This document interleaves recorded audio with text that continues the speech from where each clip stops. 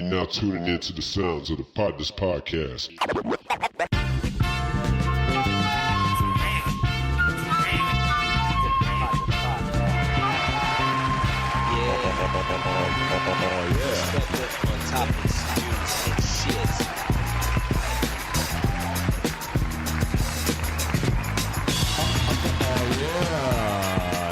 Hey, ladies and gentlemen, season 3, yeah, man, episode 20, really, of the Potnas podcast. We are officially in the 20s, y'all. God damn it! Can I get an explosion early? What are you doing? Figure it out. Figure it out, Master. you come Massa. Yeah. I was trying to say too long, my brother. master mixed border. I don't know what the hell I was trying to say. Audio, sound engineer, board engineer. Anyways, ladies and gentlemen, welcome to the Potnas podcast, where we're delivering our perspective on topics, news, and shit. We are your hosts, the Potnas. Hey, starting from the right end of the table now. Yeah. Welcome back, Mr. Cornitos. Corn Pop. Oops. Yes, it's good to be back. You are fucking up today. He got a little lagging today. No, I think he's doing it on purpose so that I don't have to play it again. Yeah. Welcome back, bro. Mr. Put Your Money Up is in this thing. Hey, next to him is the flyest one in the room. We call him the Dino, a.k.a. the Dictionary. Yeah, man. What's going on, y'all? We don't call him the Dino, but not at all. Yeah. God damn it. You fucking up today, actually. Okay, This is what's really going on. And last and certainly not least, it is your favorite partner. It is the most electrifying, the most extraordinary partner of them all. You ain't never had a friend like me.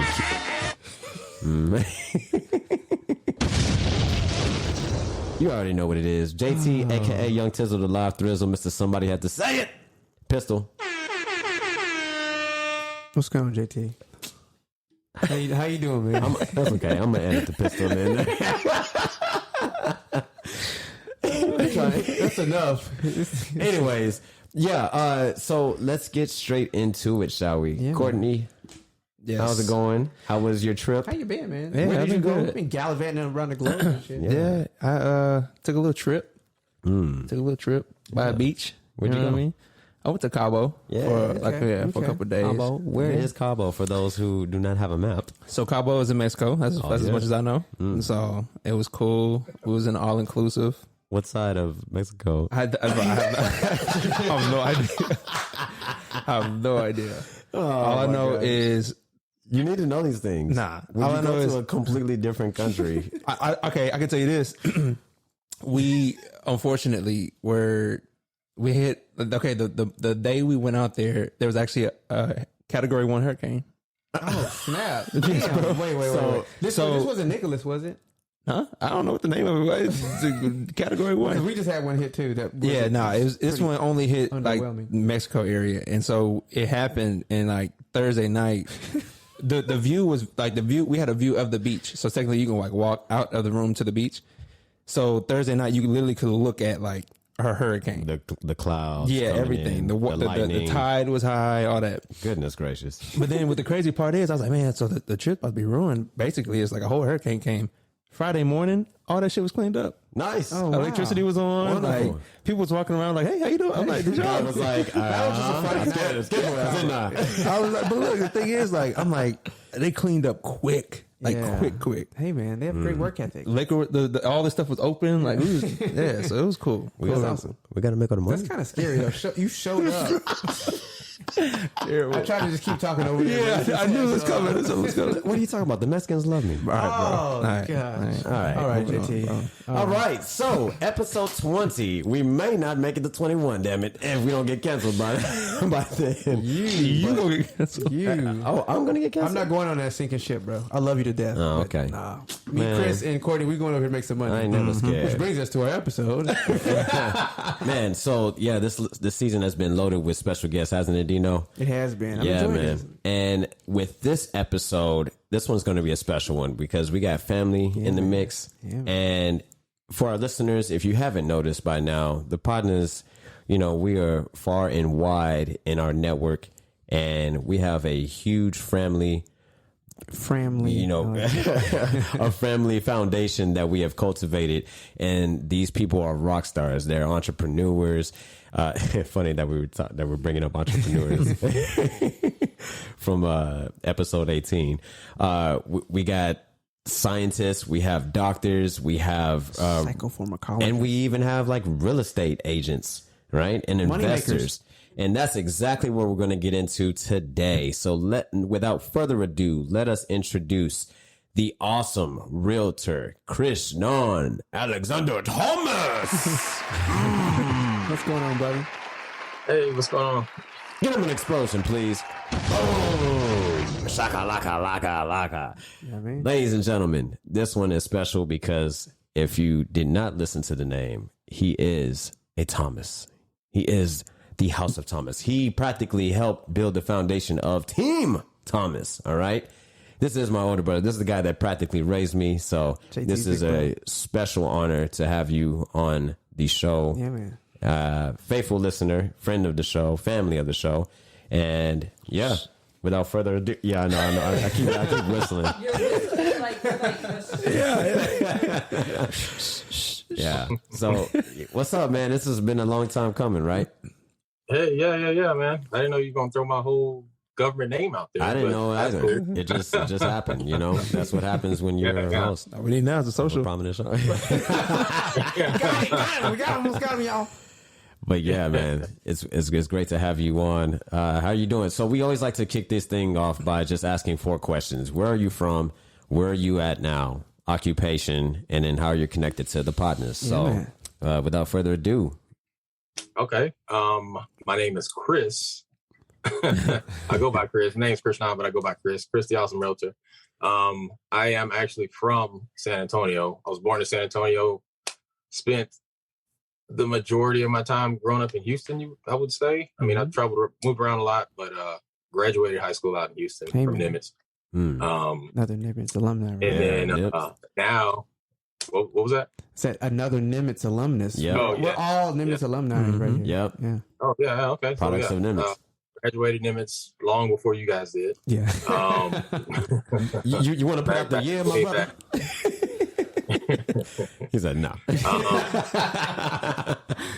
the fuck? I almost pressed that. Thomas almost pressed it. It's like, nah. Oh, man. Okay, so what is it? Well, where am I now? Now I am actually in San Antonio. Nice. I live in San Antonio, thinking about moving to Houston, but Come on back, brother. Come on back. a lot going on over here, so it's kind of hard to move. Yeah. Occupation, I'm a realtor and a real estate investor. Oh, yeah. Mm-hmm. That's what I do. And as we well know, JT has made it very well known. You are JT's big bro. Yep. Yeah. Yeah, man. Yeah. Beautiful. Yeah. So that'd be me. Yes. So, you know, besides, the family ties that we got and the Nimitz alumni, that's how dope. we're connected. That's Okay. Ladies and gentlemen, let's set the tone, shall we? Let's do it. Today's topic, we kind of already alluded to it. We're going to get into our bag. Today's episode is called I'm in my bag.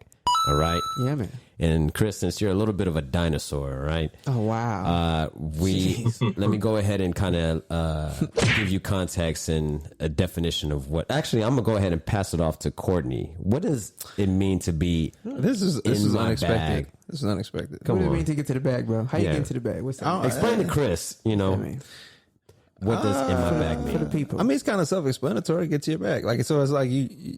You guys know I'm still a millennial. That's right? what I'm saying. Yeah, I don't want to age him out. You know what I'm saying? Chris, listen, Chris. I'm an elder millennial. Yeah. All right.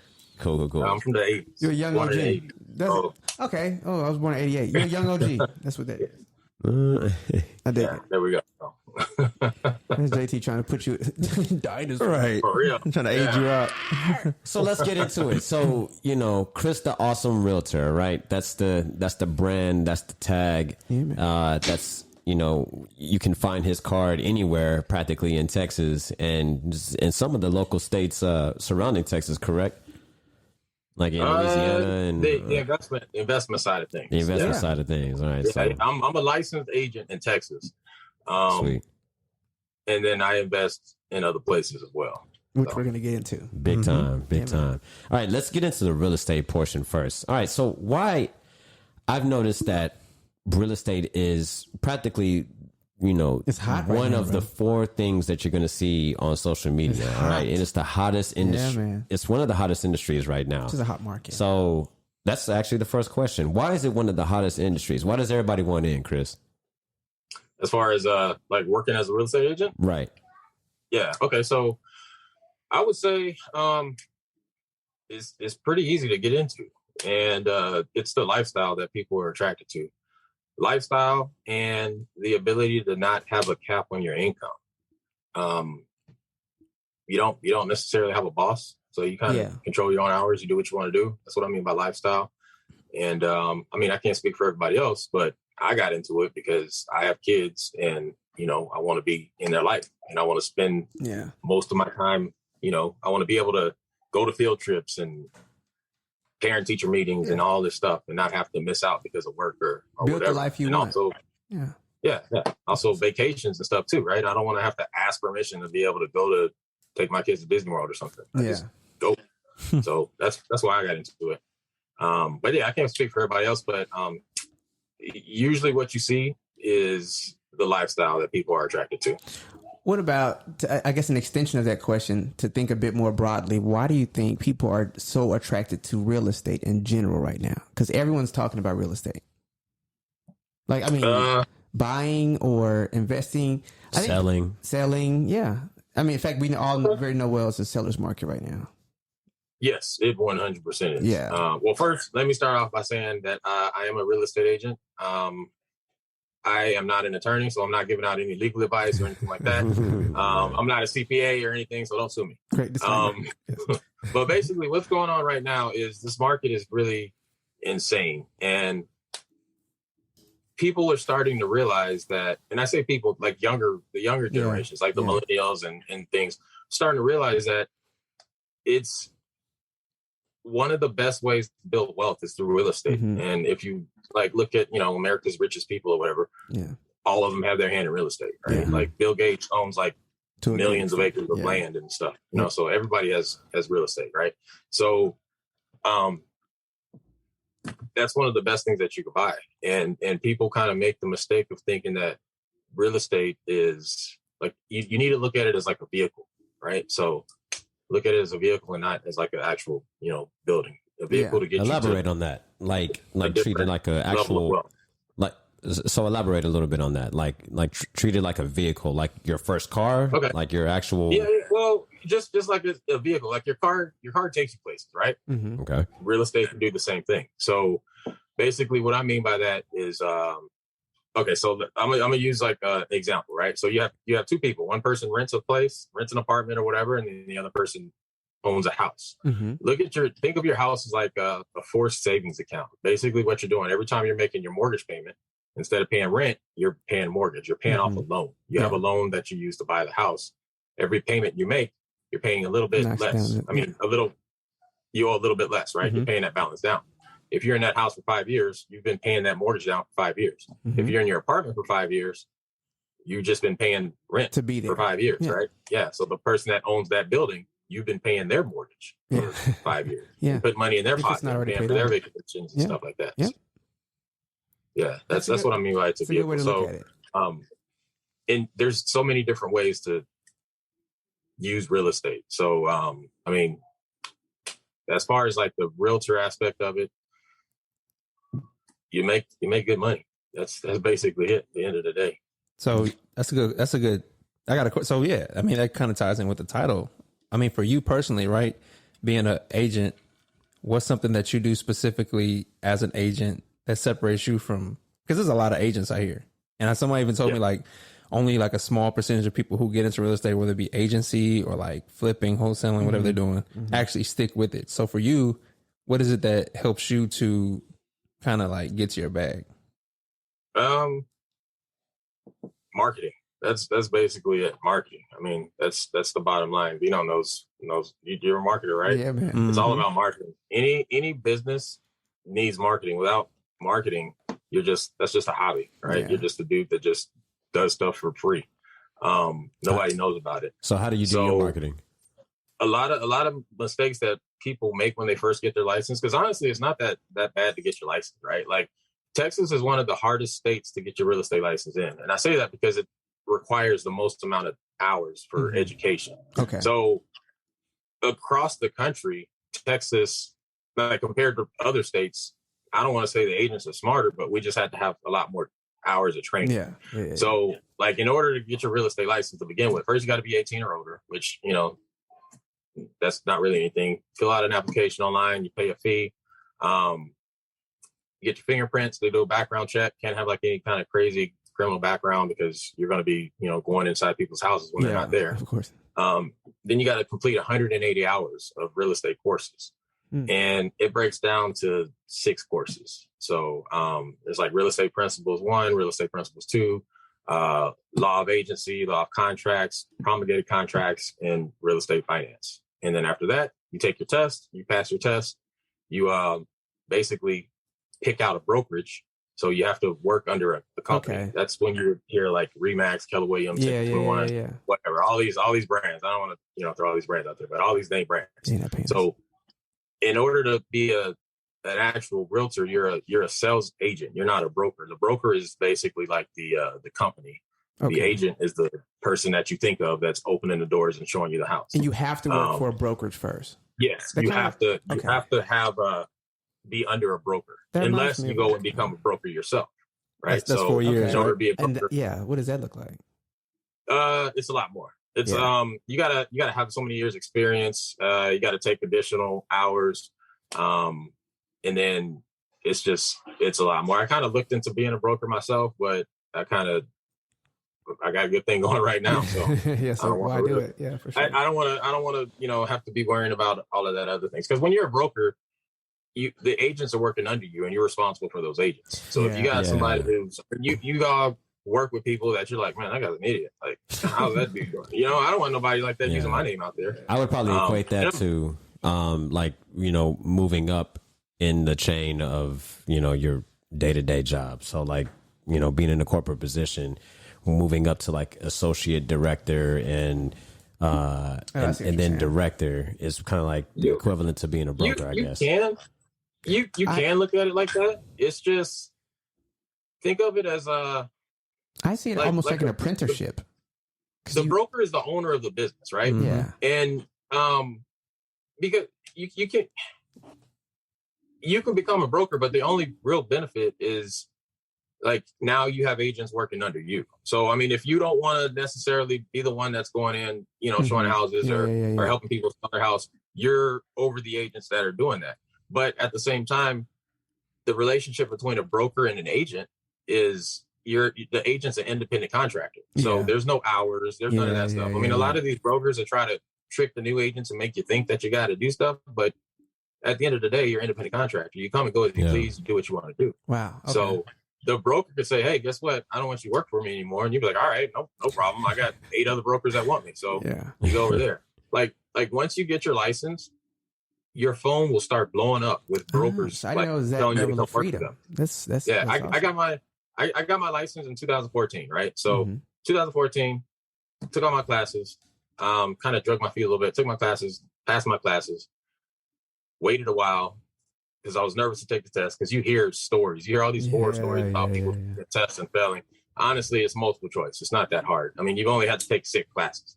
You take the 6 classes, you study, and then you pass the test. And there's study guides for the actual test. And then you pass the test, you take it, and you're like, all right, cool, it's not that bad. Yeah. As long as you go in there thinking that it's going to be bad, it's not going to be that bad. If you just go in there thinking it's a joke, then you're going to be one of those people that's taking a test 15 different times. Yeah. But once you, like for me, I passed my test. And then that following month, I went to Europe with my sister. I went backpacking with Christy. I went backpacking through Europe. And while I was in Europe, I had brokers calling me like, hey, you passed the test. I'm like, dude, man, like this guy keeps calling me. It must be, important. Yeah. And I didn't know any better. So I'm like, I'm thinking of it as like I'm applying for a job. So I'm like, oh, I got to call them back. Yeah. I remember I was in Budapest talking to this dude about, trying to get with the company. Yeah. And then once I got in and I, got a little bit of experience, I'm like, dude, like, Get off my nuts. you need me. Yeah. Right? Yeah. This shit That's what's blowing you up. upside down right now. Yeah, So- but I got it off top. I don't even. What was your original question? It was about Yeah. So Courtney more so wanted to know, like, how do you get to your money in particular? Like, how does me? Like, what does his portfolio look right? like? Okay. Yeah. Okay. Sure. So I got it's like two different lanes, right? Mhm. So I have my realtor lane, and then I have my investor lane. Don't talk about the investor yet. We're not there yet. We're still talking about the realtor. I'll focus on the realtor stuff first, Yeah. and then we'll get to the investor stuff. So with the realtor stuff, basically the way I stand out is one. Before I was a realtor, I was in the Air Force and I was a recruiter in the Air Force. So I already understood how to talk to people and like how to sell people, right? Oh, Like I had to sell kids on the way to the airport. It came. Okay. That's like I remember like when I was a recruiter, I was like one of the best recruiters in my flight, right? I came in like top 2 recruiter in the whole squadron in a couple of years. So I knew that the communication aspect, and I was like, man, I'm doing this good. I'm beating all these people, but I'm still getting this little staff sergeant pay. Yeah. Like I'm still getting this little, you got these other dudes that are higher ranking and they're making more money, and this dude sucks. Yeah. So I was like, if I can sell the Air Force, if I can sell the kid a dream, because I can't physically put you in my shoes and say this is what the Air Force is like. You're just going off of what I'm saying. Yeah. So I can easily sell a house. So that's where the idea like came. Like, man, maybe I should be selling houses, right? First, I thought I should be a car salesman or something, but then I was like, I don't really do that. You didn't do that. And I already had like a seed that was planted before for real estate. So I got out, got my real estate license. All right, first I got out, started investing, and then I got my real estate license. But once I came in, I knew that I had to market. So I just started marketing. And there's several different ways to market. Everybody does things a little different. I mean, it's everybody, you talk to 10 different agents, they're going to tell you 10 different things. Yeah. But for me, one of the reasons you guys see a lot of agents and stuff on social media is because that's one of the ways that people market as an agent, it's social media, because it's free. You just go on there and say, hey, everybody, I'm a realtor. And then they all of a sudden have a million different friends. They go and collect their friends on Facebook or whatever. And then they just start letting everybody know they're an agent. So then when somebody wants to buy a house or sell a house, they're like, oh, I saw this post 2 days ago about a guy who's an agent. Let me call him.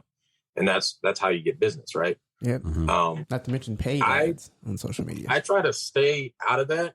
And that's just my personal thing. Like, I'm not big on social media. So I stay away from that. And I kind of do different things, right? So I do a lot of postcards. I'm not one of those aggressive marketers. Like, I am aggressive, but I'm aggressive at my passive marketing, if that makes sense. So what I mean by passive marketing is I rather have people call me instead of me calling people. Like, I freaking hate telemarketers. So I will cuss you out. You call me and try to talk to me about a car warranty one more time, or whatever. Chris, you hit on a really good point. Just as a marketer, I want to acknowledge that, because that's the way to be now. It's called inbound marketing, where you want people to come to you, right? Outbound marketing is intrusive. Like you said, don't call me. I don't want no telemarketers. I don't want you, hit my inbox with some shit. No, that's intrusive. It interrupts your life. So what he's talking about is inbound. You want people to come to you. That's exactly what you want, just from a marketing perspective. But I also just want to hit on something that's real, real key. We live in the digital age. Everything's on social media. Everybody's living their lives online. But you, as a business owner, you successfully operate and market without a strong social media presence. It kind of uses a traditionalist brick and mortar really type of mindset, like throwing newspapers. Okay, here we go. think about it. So think about it like this. So JT called me out earlier about being a dinosaur, whatever, right? So like, I remember when the internet came out, right? Like, I remember freaking AOL and like making the weird dial-up sound and all that. Back in those days, when you got an email, you were like super excited. You're like, yeah, this is great. I got an email. It was amazing. But then like nowadays, I'll sit here and delete stuff before I look at the first 3 words of the subject. And it's going in the trash, right? Like, yeah, facts. And then I'm marking people as spam and all kinds of stuff. It just gets tossed out. So I don't do any like email marketing or anything like that. I know that's big, like, MailChimp That's and all that huge. stuff. Yeah, People use man. that. Yeah. I don't like using that because like you're going straight into the trash. Like for me, I'm big on mailbox marketing. I will fill your mailbox up with stuff. So And I do that because you physically have to take my thing and throw it in the trash. So interesting. You like you are touching me. Like you see my face in your mailbox like every month, and you physically have to take it and throw away. Yeah. Right. So and wow. Okay. My logic is like people don't like to do stuff, right? Yeah, and like facts. and doing stuff that's kind of hard, like selling a house or something like that, something that big, it's like a big chore, right? Like think about you got your life going on, you got to move or whatever, you get transferred for whatever reason, and you're like, God, I got to freaking figure out how I'm gonna sell this house. Yeah. And you've been seeing my postcard come to your mailbox every single month, send just random information. Yeah. Hey, now's a good time to sell. Yeah. Hey, you want to learn how to make an apple pie? Like I just send out random stuff, right? Yeah. And just random kids. things about like just violence? different stuff. Yeah. There's this company I use that does all the marketing, and I just send it out. And then all of a sudden they're just like, hey, you know what? I'm just gonna call this guy. He keeps mailing me stuff. He must know what he's talking about. Yeah. And boom, that's how I get it. And then the fact that they've seen my face so often, like, and I mail to a certain area, right? Like I have my target markets. Yeah. I don't try to. A lot of realtors make this mistake, and again, different realtors are gonna tell you different things. But from my perspective, agents try to market to the whole world. Yeah. Hey, everybody, I'm an agent. I can do all of this stuff. I know everything. Blah blah blah. I don't know the whole market in San Antonio. I don't know the whole market in Houston. Like I have to go and look that stuff up. Yeah. But I can tell you, in my areas, I know exactly what houses are selling, exactly what's on the market, exactly who my competition is, and exactly what you need to do. Yeah. So like I am an expert in this 5-mile radius. Like I am the king. Yeah. We go 8 miles out, I got to do some more research, right? Yeah. So I'm already coming with this confidence of I know exactly what your house is worth. Like as soon as you told me the address, like I've driven by your house already, right? Like I sold a house down the street. So I am big on just focusing in my farm. That's what we call it, our little farm area, right? Mm-hmm. So fencing. The fact that these people are constantly seeing me in the neighborhood and constantly seeing me in my postcard, I'm kind of creating like a celebrity kind of thing. If that makes sense, right? Because when they finally see me in person, they're like, "Oh man, you look just like your picture." Yeah, I'm like like it's a recent picture. Yeah, the awesome realtor. You know, so, yeah. And then like what that does is like I noticed, and I didn't even. This wasn't even my intention when I started doing it like this, but I noticed that like I'll be the only person that they call. Like they'll call me, I answer my phone, or I'll call them back. And then they're like, all right, cool. And I'll come meet with them. And I'm like, all right, yeah, if you meet with anybody else, blah, blah. And they're like, no, you're the only person we call. Yeah.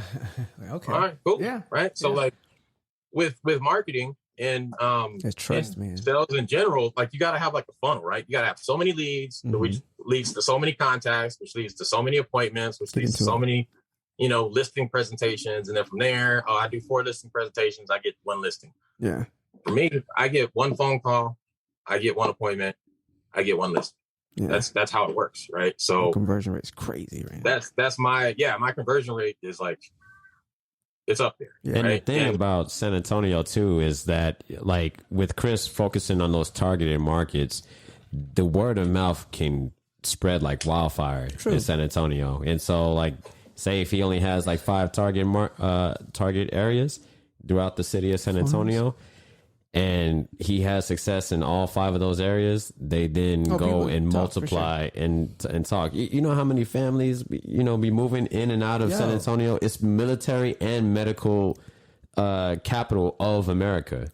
I agree. Or one of the medical capitals of America. It's what I'm so intrigued about is the fact that, everything you're describing, that's like direct marketing. That's analog, right? And it's dope because that's where I got that was my foray into the business. I was designing billboards and postcards, right?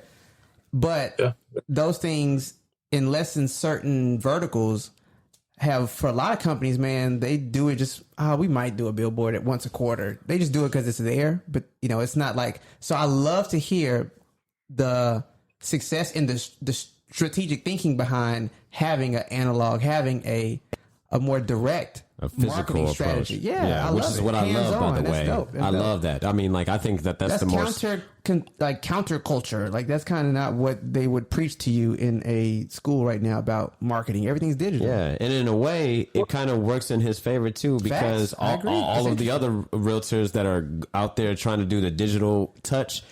Because I mean, that can work too. Yeah, if they come across Chris's profile and physically have that envelope in their hand, or that that flyer or that magnet like of Chris him in the TheAwesomeRealtor guy I saw yeah, him I'm on like, there. man, this guy, and he's on everybody's refrigerators.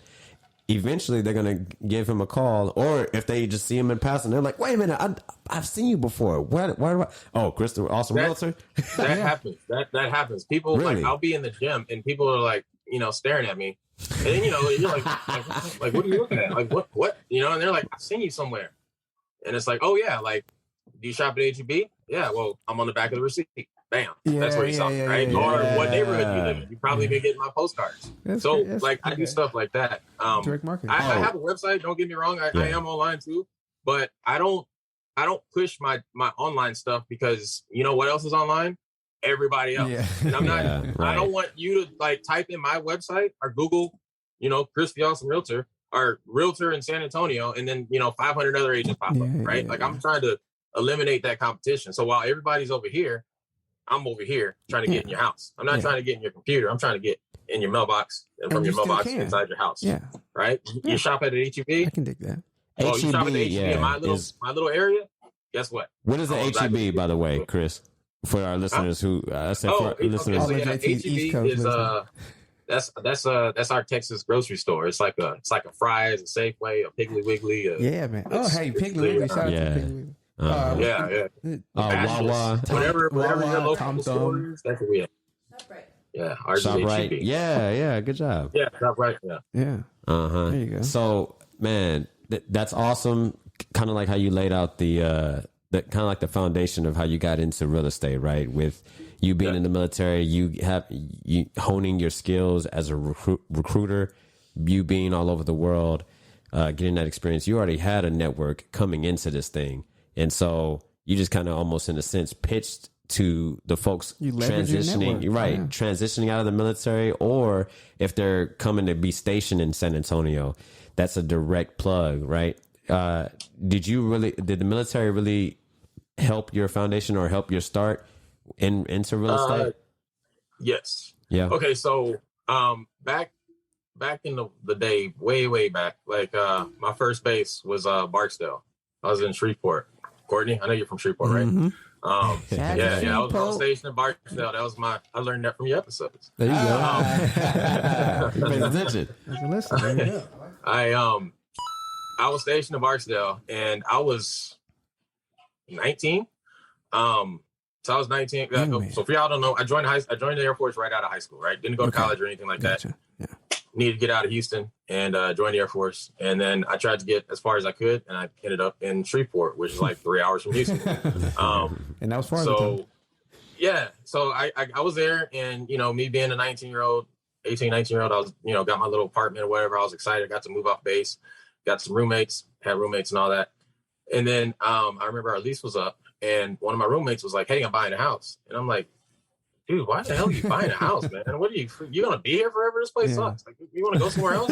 Like, no offense, but I was like coming from Houston to Shreveport, I was like, "Man, this place sucks." Yeah. And like, why are you buying a house here? And then I was like, whatever, dude, you're an idiot. I got this badass apartment I'm going to, so see ya. Yeah. And this dude got this house for like $35,000. He got a 15-year mortgage, and when you're 19, $35,000 is a freaking lot of money. You're like, what the heck? Because I didn't understand financing or anything like that. Yeah. Again, high school. Barely made it out of high school, by the way. Not like one of those math magicians or anything, right? Like I just barely made it out. So I deployed and I came back and I went and I hung out with him at his house. And I was like, man, this place ain't that bad. It's pretty cool. Yeah. But you don't have a pool. You don't have any of this stuff, right? Yeah. But what he did have was he had 2 roommates. And 2 of the roommates were like people that we worked with or whatever. And I'm like, all right, cool. What's up, man? And he had each one of his roommates paying like $700 a month. And I'm like, What? Yeah. you're making $1,400? I'm like, he's like, yeah. And I'm like, how much is your mortgage? And I mean, his mortgage was like, well, I think I said how much is rent because I didn't understand what a mortgage was. He's like, yeah, I got a mortgage. He's like, yeah, I paid like $400 a month to pay for the house. I'm like, are you kidding me? Like you're making $1,400 and you only pay $400 for this house? He's like, yeah. I'm like, so every month you're making an extra $1,000, and here I am trying to rub my shillings together so I can have a little bit of money off my little enlistment pay. So I was like, that's where that seed got planted. And I couldn't buy a house by that point because by the time I got back from my deployment, I was headed to Japan. I was getting stationed in Japan. So I was like, darn, I missed my chance. So while I was in Japan, all I was thinking about was like, dude, I got to get back to my house. Like, I got to get a house. I got to get a house. Got to get a house. And then that's where it all started. So that's where my seed got planted. Was Elvin Gaines. There's a guy's name, Elvin Gaines. I still remember him, man. Yeah, you met him. Yeah, you met him. Yeah, they call that. John was like, JT was like 12 when he met him. So, Little Tizzle. Yeah, they call that house hacking, right? He let you drive in the parking lot or something, right? Yeah, he let you drive in the car. He had a white Mitsubishi. Yeah, I was fat too at that time. Like I was eating all the mac and cheese and ice cream and shit in his. Blaming on me. Yeah, he was a little chubby kid. Not no more. I think that is what they refer to as house hacking. Mm-hmm. That's yes, it is, and that's the investment side. So, but that's how the seed got planted, and then once I became a recruiter, that's when I learned how to like talk. Because naturally, I'm an introvert. Like naturally, I just like being to myself. Like JT is a complete opposite of me. Like I'm like extrovert to the max. I'm good. Leave me alone. Like I'm by myself. I'm cool over here. I don't need a bunch of people around. Like it's too loud. I go over there. But when you're a recruiter, you can't be like that. You gotta you gotta go talk. Hey, you want to join? Come over here. Like, that's what you do, right? So I naturally like branched out and kind of changed. So like now it's weird because like I'm extroverted when I want to be, but then I'm also like I can go sit, sit in my cave. Yeah. You're most comfortable when you're like to yourself. When you I can be in the middle of a party and then like go disappear. Yeah. And then like that's low key. Remember that party that we went to with Chris that I brought Chris to a long time ago? It was the rooftop party, Courtney. Oh, I do remember that. I do remember that. Courtney was like, "Where's Chris?" Yeah, and then he popped up. Oh, here I am. And he had a shot of rum in his hand. There were bitches trying to dance on him and stuff. He was like, "Oh shit!" Don't get him caught up. I know. Anyways, all right. Wow. Clearly, this was years ago when he was single and shit. You know what I'm saying? What the fuck? Oh shit! This was before 2016. Yes, way back in the day. Yeah, for sure. It definitely was. So, yo, hold on. You were in college, so you graduated in 14, right? So yeah, it was Sam's graduation. Yeah, it was your graduation party. It was. Yeah. Little Sam, man, them little young hoes trying to get on Chris's old ass. Chris, I got a quick question for you, my brother. We've talked a lot about, kind of how to get into it, some of your successes.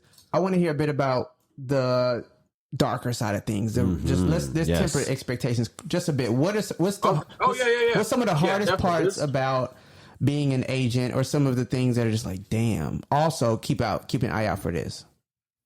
This job is not for everybody. Like I know I make it sound great and all that. I don't even know if I did a good job making it sound great. I love it. Yeah. But yeah, this job is not for everybody. And you can look and see how many licensed agents there are in Texas, and then more than half of those people aren't doing anything. Right? People will go get their license and they're like, they're all excited, and then they don't do anything with it, right? And you guys all know people that are like that, right? Like they say they're gonna do something, or they just don't do it, or they say they'll do it. They get to the point where they can do it, and then they still don't do it. Don't pull the trigger.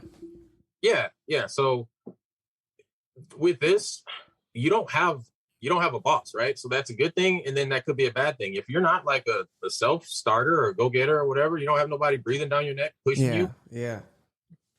Nobody's gonna push you, right? I mean, you're just gonna be sitting there. So you have boss. To be self-motivated, right?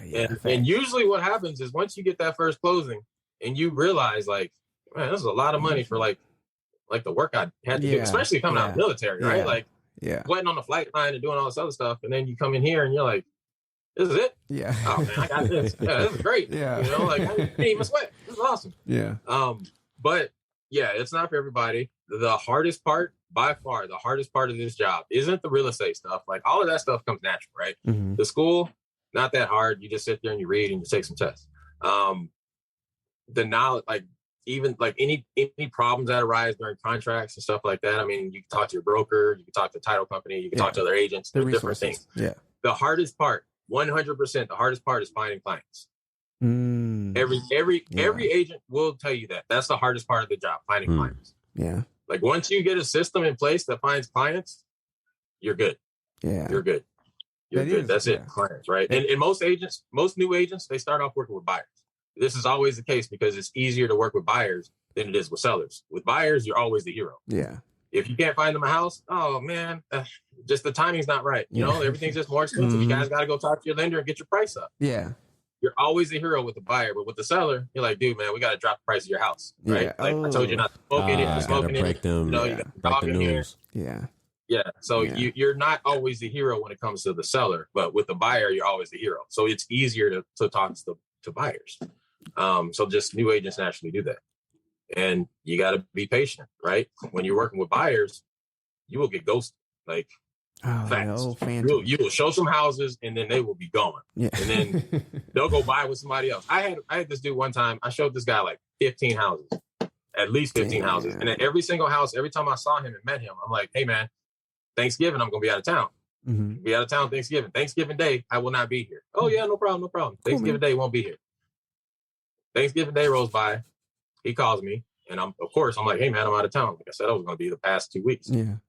I come back the day after Thanksgiving, Black Friday. I come back and I'm like, hey, you want to go look at that house? He's like, oh man, I'm already under contract. Ain't that bad? Oh, like, you what? funky He's like, dog yeah, head bitch. Funky dog head bitch. He's like, I just called the sign in the front yard. The guy showed me the house. I'm like, funky dog head bitch. Wow. Yeah. There's contracts and stuff. Messed up. There's contracts and stuff to keep the buyer. You have buyer's representation agreements and stuff, but honestly, like, it just happens, right? You got, of course, you got to deal with it, right? I mean, sometimes you'll have business that just drops in your lap, and you're like, "Hey, I saw this house, I want to buy it." I'm like, "Okay, you want to go see it again?" No, I'm good. Nope. I want to write a contract. Sign me up. Let's do it. Okay. Yeah. Those are great. Those are easy. So let's talk about clients. Like, let's do a little bit of a deeper dive on that. So, do you deal with clients that pull out like at last minute?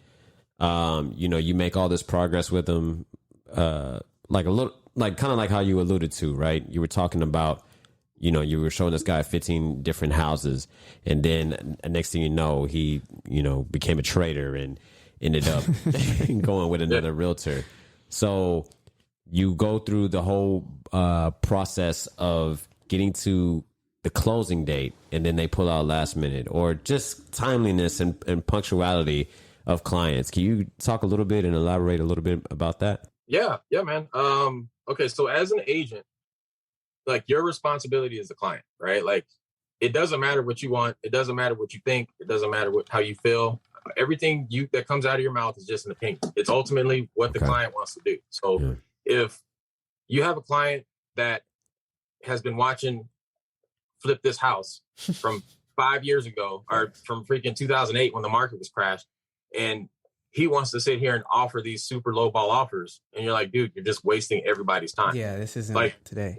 Legally, you have to submit those offers because you have a fiduciary duty to your client. Like you cannot, like it's kind of like an attorney with their client, right? You have to do what your client wants to do, and you're like, dude, man, like, all right, I'll do it. Yeah. And what I do at that point, I just call the agent. I'm like, hey, man, look, this is what he's offering. And they're like, dude, are you serious? I'm like, yeah, I don't want to waste nobody's time. So I'll go ahead and let them know you said no.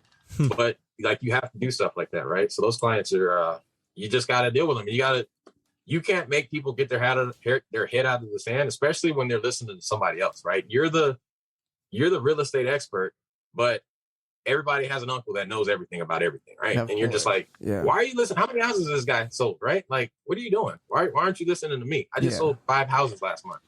Why are you not listening to what I'm saying? I'm doing this every day. So yeah, you got clients like that. That sucks.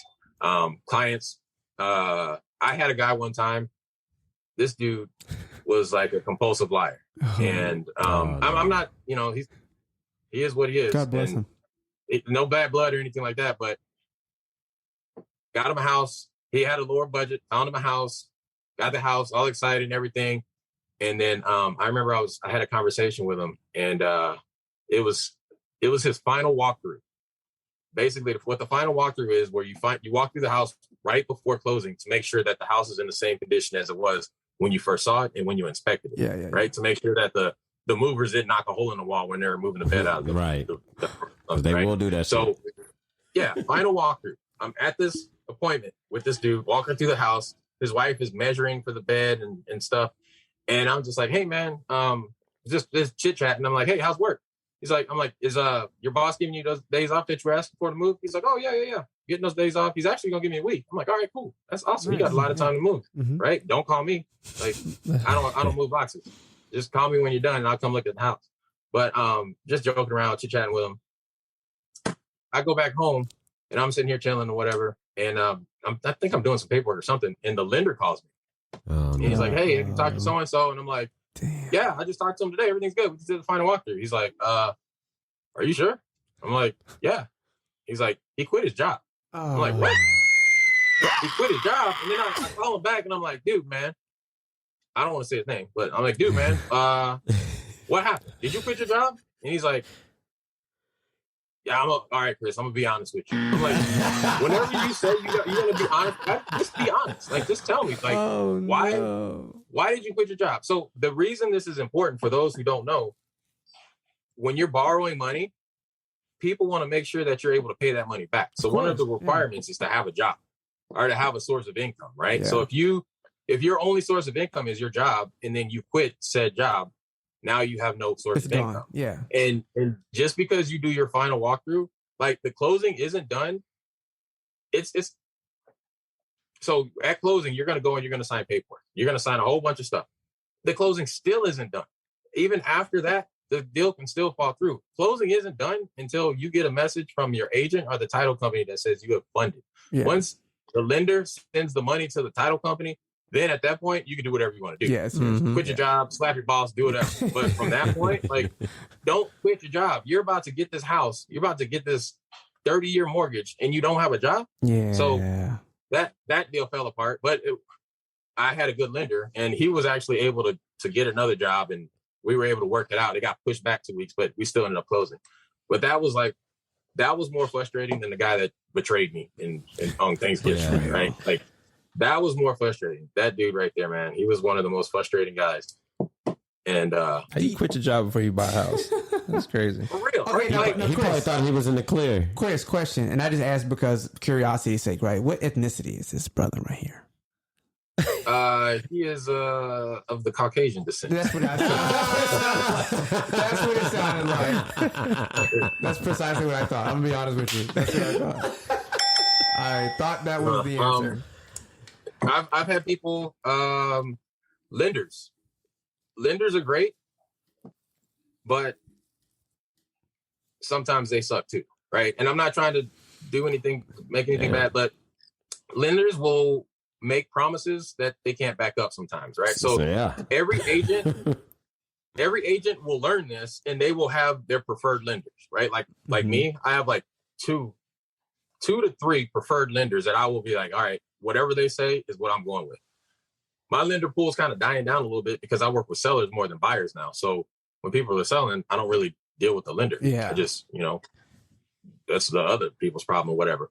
But lenders will give you a pre-approval letter, and you just want to make sure that these guys actually did what they said they did to make sure that these people are qualified. Because I've had situations where, they come with a lender and I'm like, all right, cool. You're pre-qualified through, ABC Mortgage. Mm-hmm. And then from that point, you go show them houses. They're getting all excited. They're getting their offer submitted. They get it accepted. And then all of a sudden, the lender's like, oh, we didn't check his credit. We found out that he has this. And you're like, what the heck? 400 credit score. So then you got to freaking pull out, right? And then the dude's wasted money and all this stuff. So, okay, Chris, I got a question for you because I'm hearing, you got to have qualified leads. You got to let Courtney ask some questions too. You can't be hogging all the questions, Dino. No, this question will lead into Courtney's question. Oh, okay. Perfect segue. Follow me. Walk with me.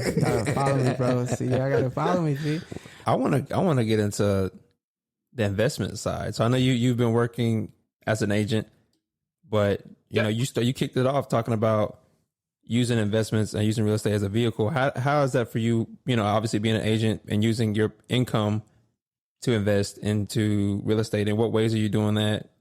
Is it like long-term rentals? Are you a landlord? Do you have units? Like, what does your portfolio look like right now? Okay, so right now, I have 2 rental properties that are occupied that I'm renting, and I have 3 houses that I'm working on. Well, I have one that I'm like trying to hurry up and get done now that I'm having issues with contractors. And then once that one's done, I have a house in Shreveport that I need to get started or actually finish. And then I have a house in Texarkana that I'm gonna get going once I get done with the Shreveport house. And you manage all those, So or you have like a manager, property manager? Oh, I self-manage myself. Oh, okay, cool. I self-manage just because I'm in real estate. So Right. like I already know what's going on. But you know, for the average person, their first rental property, yeah, you probably do it yourself. But if you want to keep it hands off, you can just hire a property manager. I mean, they're pretty cheap. Typically what they charge is like they charge a fee up front, usually a couple $100, and then they'll take 10% of whatever the rent is. So if the rent's $1,000, they get $100 a month, and then you still get $900. So what are you into like strictly long-term tenants? Are you, because I know you mentioned house hacking. Yeah. So, okay. So there's a lot of different ways to get into it. And I've done a lot of stuff. Let's talk about some of those. I haven't house hacked. And the reason I haven't house hacked is because I got kids, right? So there's a couple of different ways of house hacking. Basically what house hacking is living in the house and also having money come to you from that house. So basically like having a house with roommates, or if you buy a duplex, you live in one side and you have somebody else live in the other side, and you make sure that rent covers the mortgage of the building. And then you're basically living for free. Yeah. So that's why they call it house hacking. You're hacking your way into a free house. I haven't done house hacking because in Texas, duplexes aren't that big of a thing. Well, at least where I am. And before I was here, I was in Phoenix. That's where I originally started investing. I was actually investing before I became a realtor. And I had no idea what the heck I was doing. And I just, watched a couple episodes to flip that house. And I'm like, I can do that. That looks easy. And it's not. And I lost money. I made money. And it was just too unpredictable. But I noticed every single time I sold a house or bought a house, my agent got paid. Yeah. And he got paid like a significant amount. And I'm like, this is where all my closing costs are going. Yeah. Like, so I was like, man, I got to get my license. And then once I got my license, I started kind of focusing in that and then doing this investing on the side. Gotcha. But yeah, right now, as of today, my long-term or my plan is buy and hold. Or that's where my focus is, because I've flipped before. And I've done Airbnbs. I've had 2 Airbnbs. Actually, JT's seen both of my Airbnbs I had. Where were those? I sold those. What was that? I said, where were those Airbnbs, in San Antonio? Oh yeah, they were in San Antonio. Okay. Yeah. It's crazy. You would think like, why would you want an Airbnb in San Antonio? Apparently, people like to vacation here. Yeah. They come here. Lackland is right. They were both by Lackland. So every Friday there's a basic training graduation. So for everybody who doesn't know, Air Force, for all the enlisted guys that go through the Air Force, guys and girls, they can only go to Air Force or go to Lackland for basic training. Yep. So this is the only basic training base in the entire world for Air Force. Yep. So every Friday you have these guys graduating, and they would rent out my Airbnb. And thousands of people are going through like San Antonio every week. Like thousands of people coming every in. Friday. There's a graduation. Every Friday there's a graduation, and the way that it looked. Like for my Airbnbs would be like, I'd probably get somebody to come in on Wednesday, and they'll stay from Wednesday through like Sunday. They'll check out Sunday morning, and then I'll have all day Sunday to clean, all day Tuesday to clean, and then even like the morning part of Wednesday to clean. And then every once in a while I'll get like a wedding party or something, or like a sorority of women who graduated a while ago, come down to the river or whatever, right? So you pick your rules and stuff like that, what kind of people you want. But there was some good money in the Airbnb. It was just a lot more work than I wanted to do. Because I was pretty busy as an agent. I'm a dad. I got 4 kids. I had a lot going on, and going to check to make sure that the cleaning lady cleaned the house the way it was supposed to be cleaned, and then having to call her back to come fix stuff she didn't fix. Like it was just a lot. I just ended up selling them. And then I sold the first one, and then the second one I sold was during like as soon as COVID hit. I was like, oh, let me get out of here. Yeah. And then I hurried up and sold it. And I'm like, oh, I probably should have kept it. But one of the reasons I'm in buy and hold right now is because like, even though I've made money on the houses that I've sold, I'm like, oh, I should have kept that house, especially now because freaking everything's so crazy expensive. I'm like, oh, why didn't I keep that house? Right. Yeah.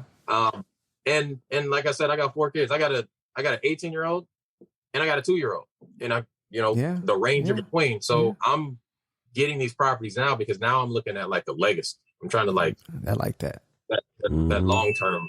Yeah, I'm buying these houses and I'm not selling them. Yeah. That part for sure. So it seems like you're not really a cash flow investor. You're more like a long term appreciation, hand it down to my kids.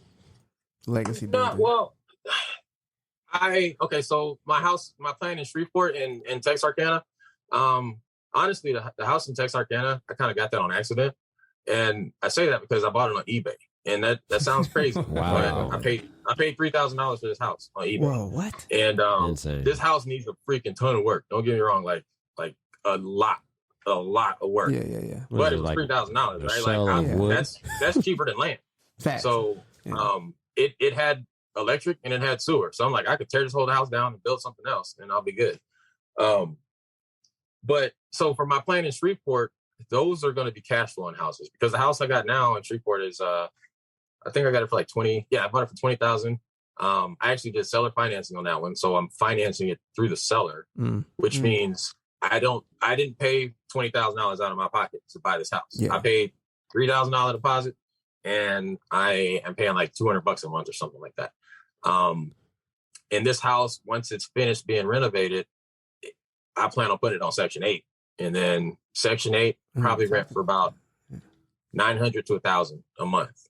And my mortgage on it right now is only $200. It's guaranteed income. So what is Section 8 for? It's not going to, the value's not going to go past like 50,000. There's just, I mean, nothing wrong with Shreveport, but that's just where their market is right now. That's Shreveport is. Yeah. In that neighborhood that I bought in, it's off of Jewelin. So I don't know if that means anything to you, Courtney. But it's in Queensboro. It's in Queensboro. That's the name of the neighborhood. Hey, Chris, could you explain what Section 8 is? Oh shit, Queensboro. Oh, Section 8. Okay, so basically, what Section 8 is, people have a lot of horror stories, and like they have this misconception about the people on Section 8 are drug dealers and crackheads and all this.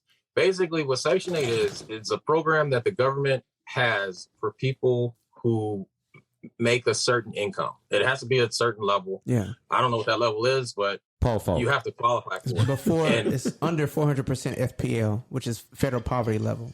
FYI. Okay, there it is. There you go. Yeah. So what he said. And basically what happens is the government will say, okay, based off of your situation, we're going to give you this voucher. And it's kind of like a coupon. And basically the way it works is they pay the government. I say the government is going to come in and they're going to pay that rent for that tenant, right? So the tenant takes their voucher to a landlord. Hey, do you guys take Section 8? Most landlords, for whatever reason, are like, no, we don't. So the amount of houses that are available for Section 8 are very low. And these landlords, for whatever reason, are passing up this money. And as a tenant, you come in, you give your landlord the voucher, they fill out the information, and the rent gets paid directly from the landlord or from the government to the landlord. Yeah, it's like guaranteed money, essentially. Yeah, pretty much. It comes directly from the government, and it comes automatic. It's automatically deposited in your account. So you don't have to be chasing after rent. You don't have to worry about late fees or anything like that. Some situations, the tenant has to pay maybe $100, $200, and the government will pay the rest. Yeah. So the reason I want to do Section 8 is because this house is in Louisiana and I'm in Texas, and I don't want to be, trying to chase my rent down. I'd rather just have it automatically come to me. Yeah. Interesting. So, makes sense. Yeah. So that's my plan with that house. My houses I have out here, they're just regular rent tenants. Actually, one of my houses I just got my rent like 2 days ago, and 2 days ago. It's due on the 1st, and I got it on the 14th. That's when I got my rent, the 14th. All right. So those are the. I want to know about just a few of like the headaches, frustration pains that you deal with.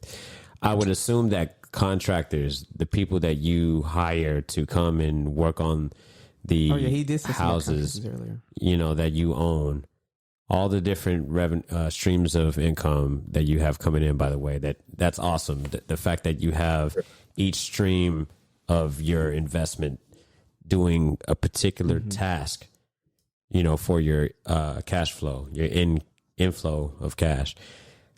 But talk about the contractors. I think that's a particular nightmare, right? Because I was shaking my head when you were talking earlier about, you know, dealing with clients and whatnot and how they do these last minute pull out deals and whatnot. From a standpoint, everybody knows, I've talked about it several times throughout the season about how we're getting a house built. Yeah, man. And Chris, by the way, is my realtor. And he's also part of multiple text threads.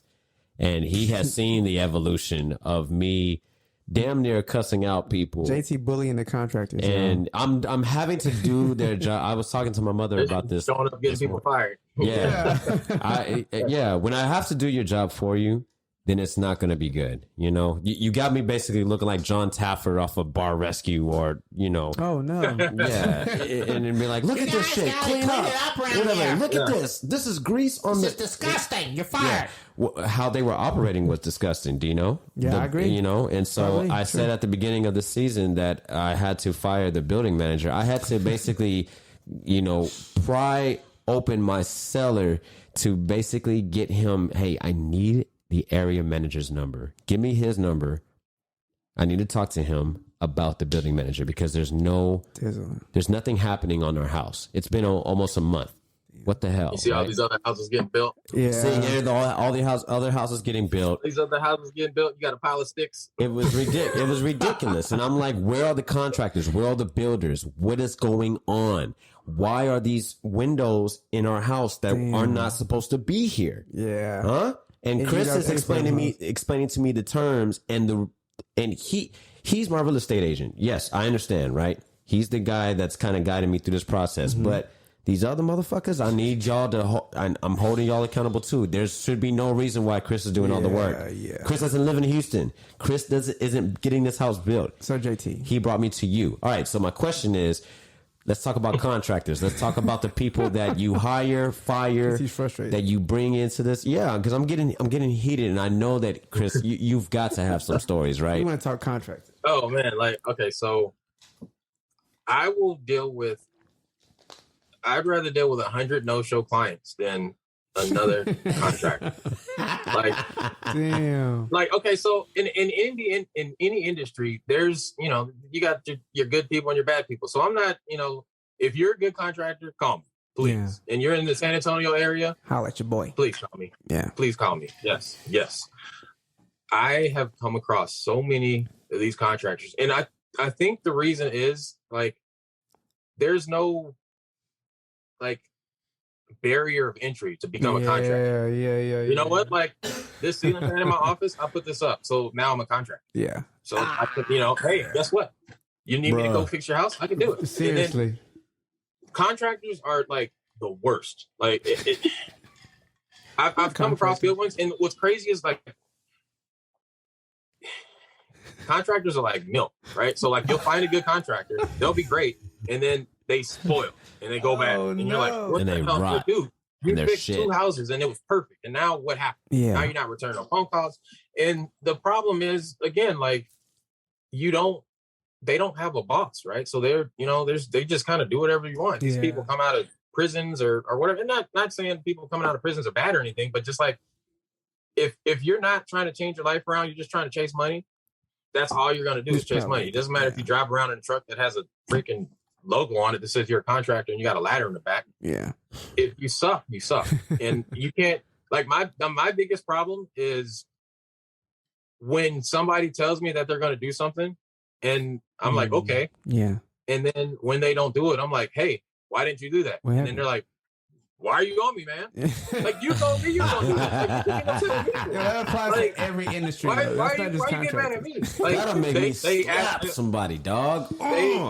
That's why you need project that drives me they crazy. will come in, you get the bid, you get the house. I need you to fix this, and this. How much? we'll do it for this much. Cool. That sounds kind of high. How about $2,000. this much? Okay, cool. Yeah, we can do it for that much. I'm like, all right, cool. When can you be done? I'll be done this day. Okay, cool. Bet. You go when you check up the next day, nobody's there. You're like, hey man, What happened? when you guys gonna get started? Right? Oh, And they then didn't start it yet. doesn't happen. They don't get the stuff done. And then this I last got guy, busy. there's all kinds of issues, man. This last dude I had, this guy was like a freaking butterfly. Like I had stuff that I needed him to do that I hired him to do. And then I'm like, while he's doing that stuff, I'm like, hey, what all do you know how to do? Do you just do drywall or do you do other stuff too? He's like, oh yeah, I can do everything. I can do everything. All right, cool. Well, I'm thinking about I'll say that. Of course.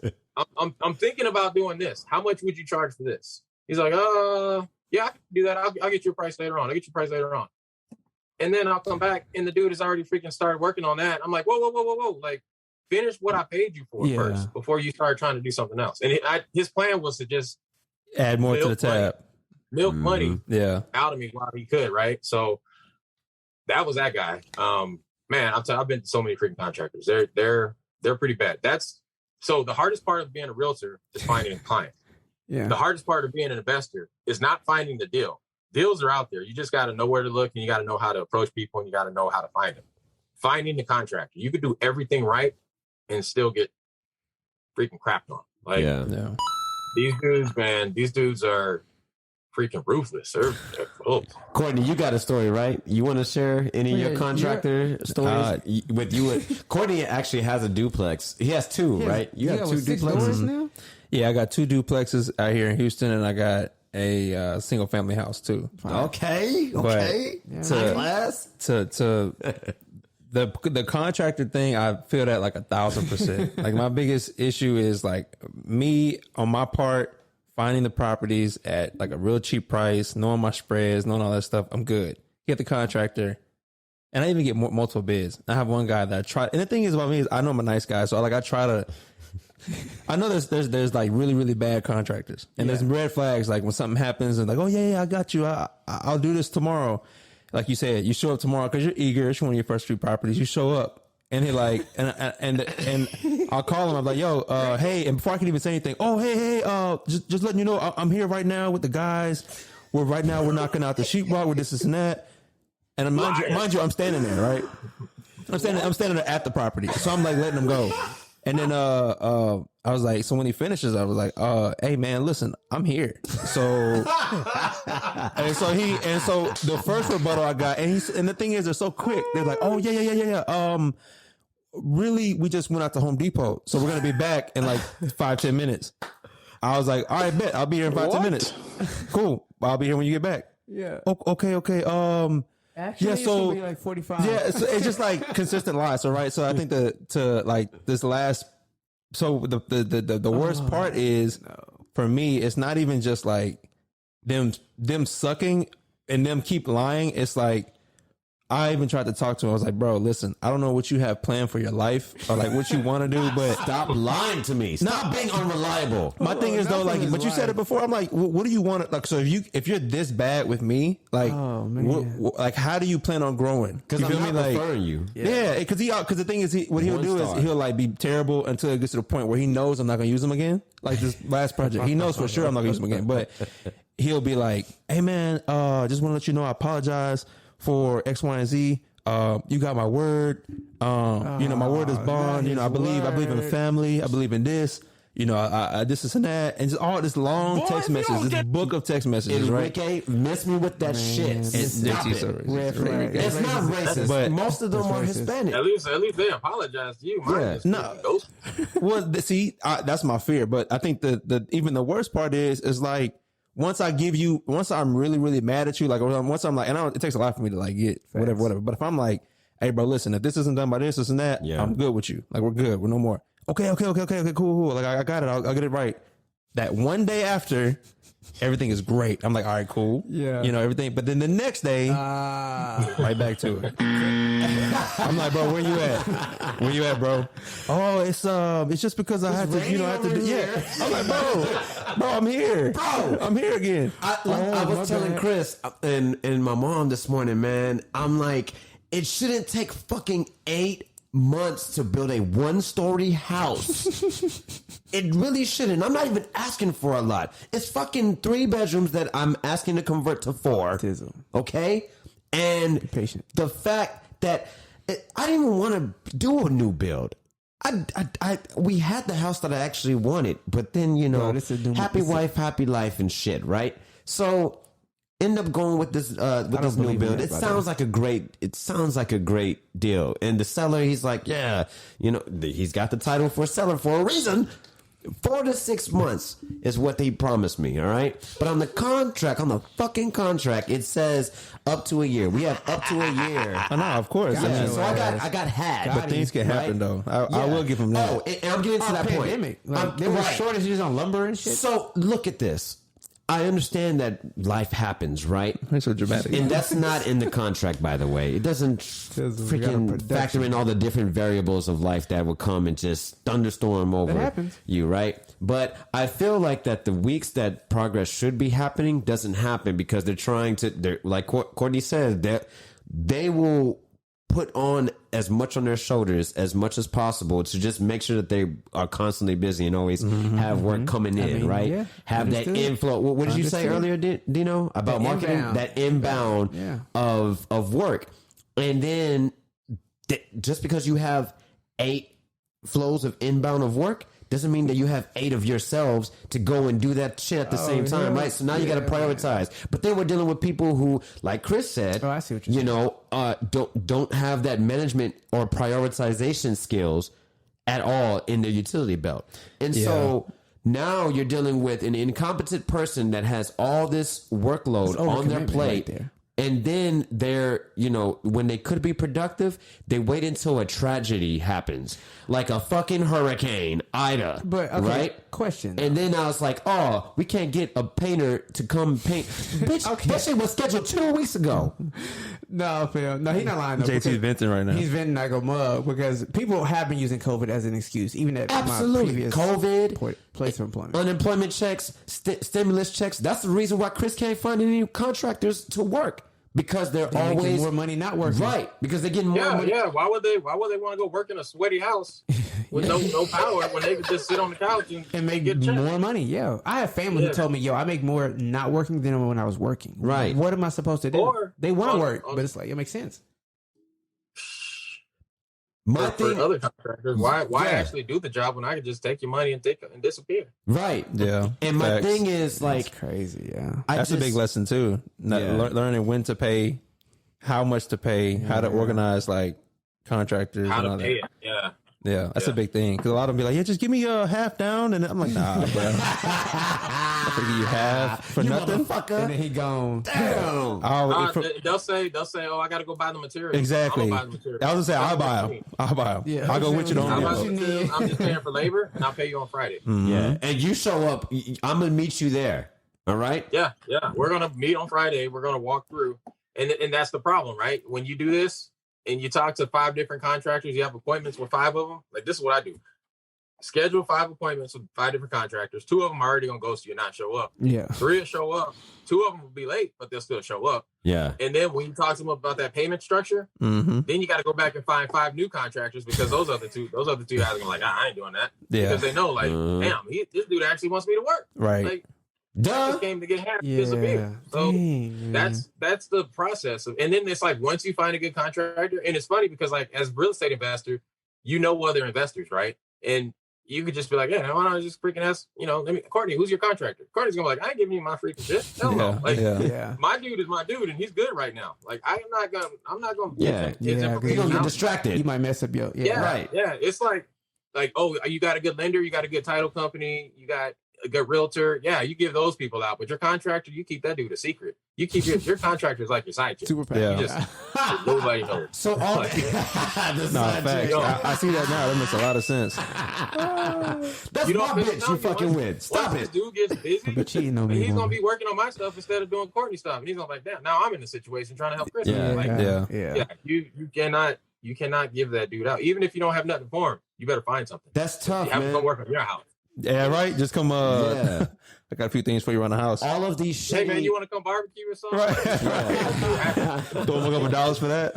all of these it busy. shitty contractors are saturating the market and are making it tougher for the good contractors because so? now people are on the hunt for them. And then once they get word, like Chris said, they're going to want to book with them and do anything. They'll even try to outpay Chris, you know?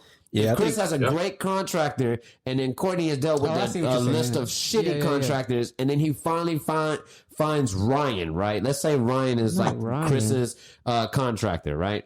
Ryan, because I'm thinking about Cafe Ryan clearly right now. Cafe Ryan's a delicious restaurant down the street from us. But Chris has Ryan, the great contractor, right? Courtney's dealt with all these shitty contractors, and then meets Ryan, and then he's like, I know you're busy. I will pay you three times. Not Three even times, double. not that's unreal. No, but I'm just I see what you're saying. right? And then Ryan is like, damn, I do need it. Yeah. I do need it. I need the money, man. Why is Ryan white? Why did you make him white? Hey, so look, Chris, I got another question though. Like, all right, so we're speaking from the perspective from you, like you are in real estate, you're an agent, you see investing, you kind of understand like this is how it works, this is how I can maneuver through my job as an agent and also be an investor. But what about those people who really don't have an interest in actually being an agent, but really could use real estate as a vehicle, kind of like how you mentioned before? So like somebody who does make pretty good money, like engineering or whatever they may do. Or not so good money. Or not so good money. I've seen podcasts with teachers who came up starting to invest. So like for that, what do you say to somebody who's like kind of on the fence of I don't really want to dabble too much in real estate, but I do have a lot of extra money. What can I do? Like real estate is like the best place to put your money because there's all these tax benefits, and again, not a CPA, so I'm not going to go into all of that, but you get a lot of tax benefits from owning real estate. And you have that appreciation. So if you're like putting money in stocks and stuff like that, I mean, it's just as easy to put it in real estate. And to me, it's like a safer bet than stocks. You could turn on the TV and all of a sudden the company that you had all your stocks invested in could be bankrupt. And then there goes your money, right?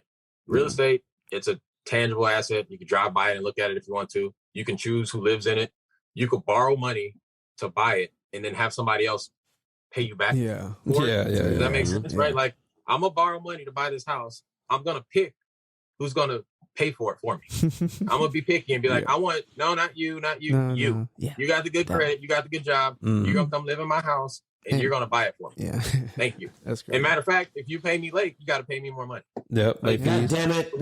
Where else can you do that? Right. Right. So that's awesome. So, you definitely do not need to be a real estate agent to be an investor. Anybody can be an investor. You can get into it with that. It's a gimmick. You always hear, "Oh, you have to teach how to invest with no money." Blah blah blah. Yeah, you can. You can honestly get into investing with no money. Like, I don't want to say no money. You need at least like $500. Right. At least like $500. You can get in and start investing. You start wholesale. Y'all hear that, listeners? 500 is all you need right now. Yeah. Use it wisely. That is actually, it just depending. You might even be a little bit less, but I would say just to kind of be a. You just need that earnest money. That's all you need. You can use like $100 for earnest money. Yeah. I would say the other 400 would be just for like marketing purposes, like buying some bandit signs or something. Unless you're driving up dollars. Yeah, bandit sign. Basically, what a bandit sign is those ugly ass "we buy houses" signs you see when you're driving through the city. Yeah, big those we call them bandit signs because they're illegal, and you got to be like a bandit when you put them out because you want to get caught. So you put them out, and then I didn't know those were illegal. What you should do is you should pick them back up. The police, you can get fined from them. them. You put them out for a weekend, and you put them back up. But most people just put them out there and just leave them. They go out there until they're gone. Yeah. What if you come across somebody that you see is kicking down your sign, Chris? Like, what you gonna do? You charging them up on site? Oh, you got a sign battle. Like I'm not saying I've used bandit signs in the past. I'm not saying I have or haven't. Yeah. But hypothetically, if I was to see that, it just depends. You get all kinds of people. You get freaking the people from the city will come take your signs down. Other investors. They'll freaking take your sign down. I've seen investors they won't even take your sign down. They'll cover up your number with their sign. You'll get those freaking like grumpy people that just don't like the signs in their neighborhood and they want to tear them down. Hell no!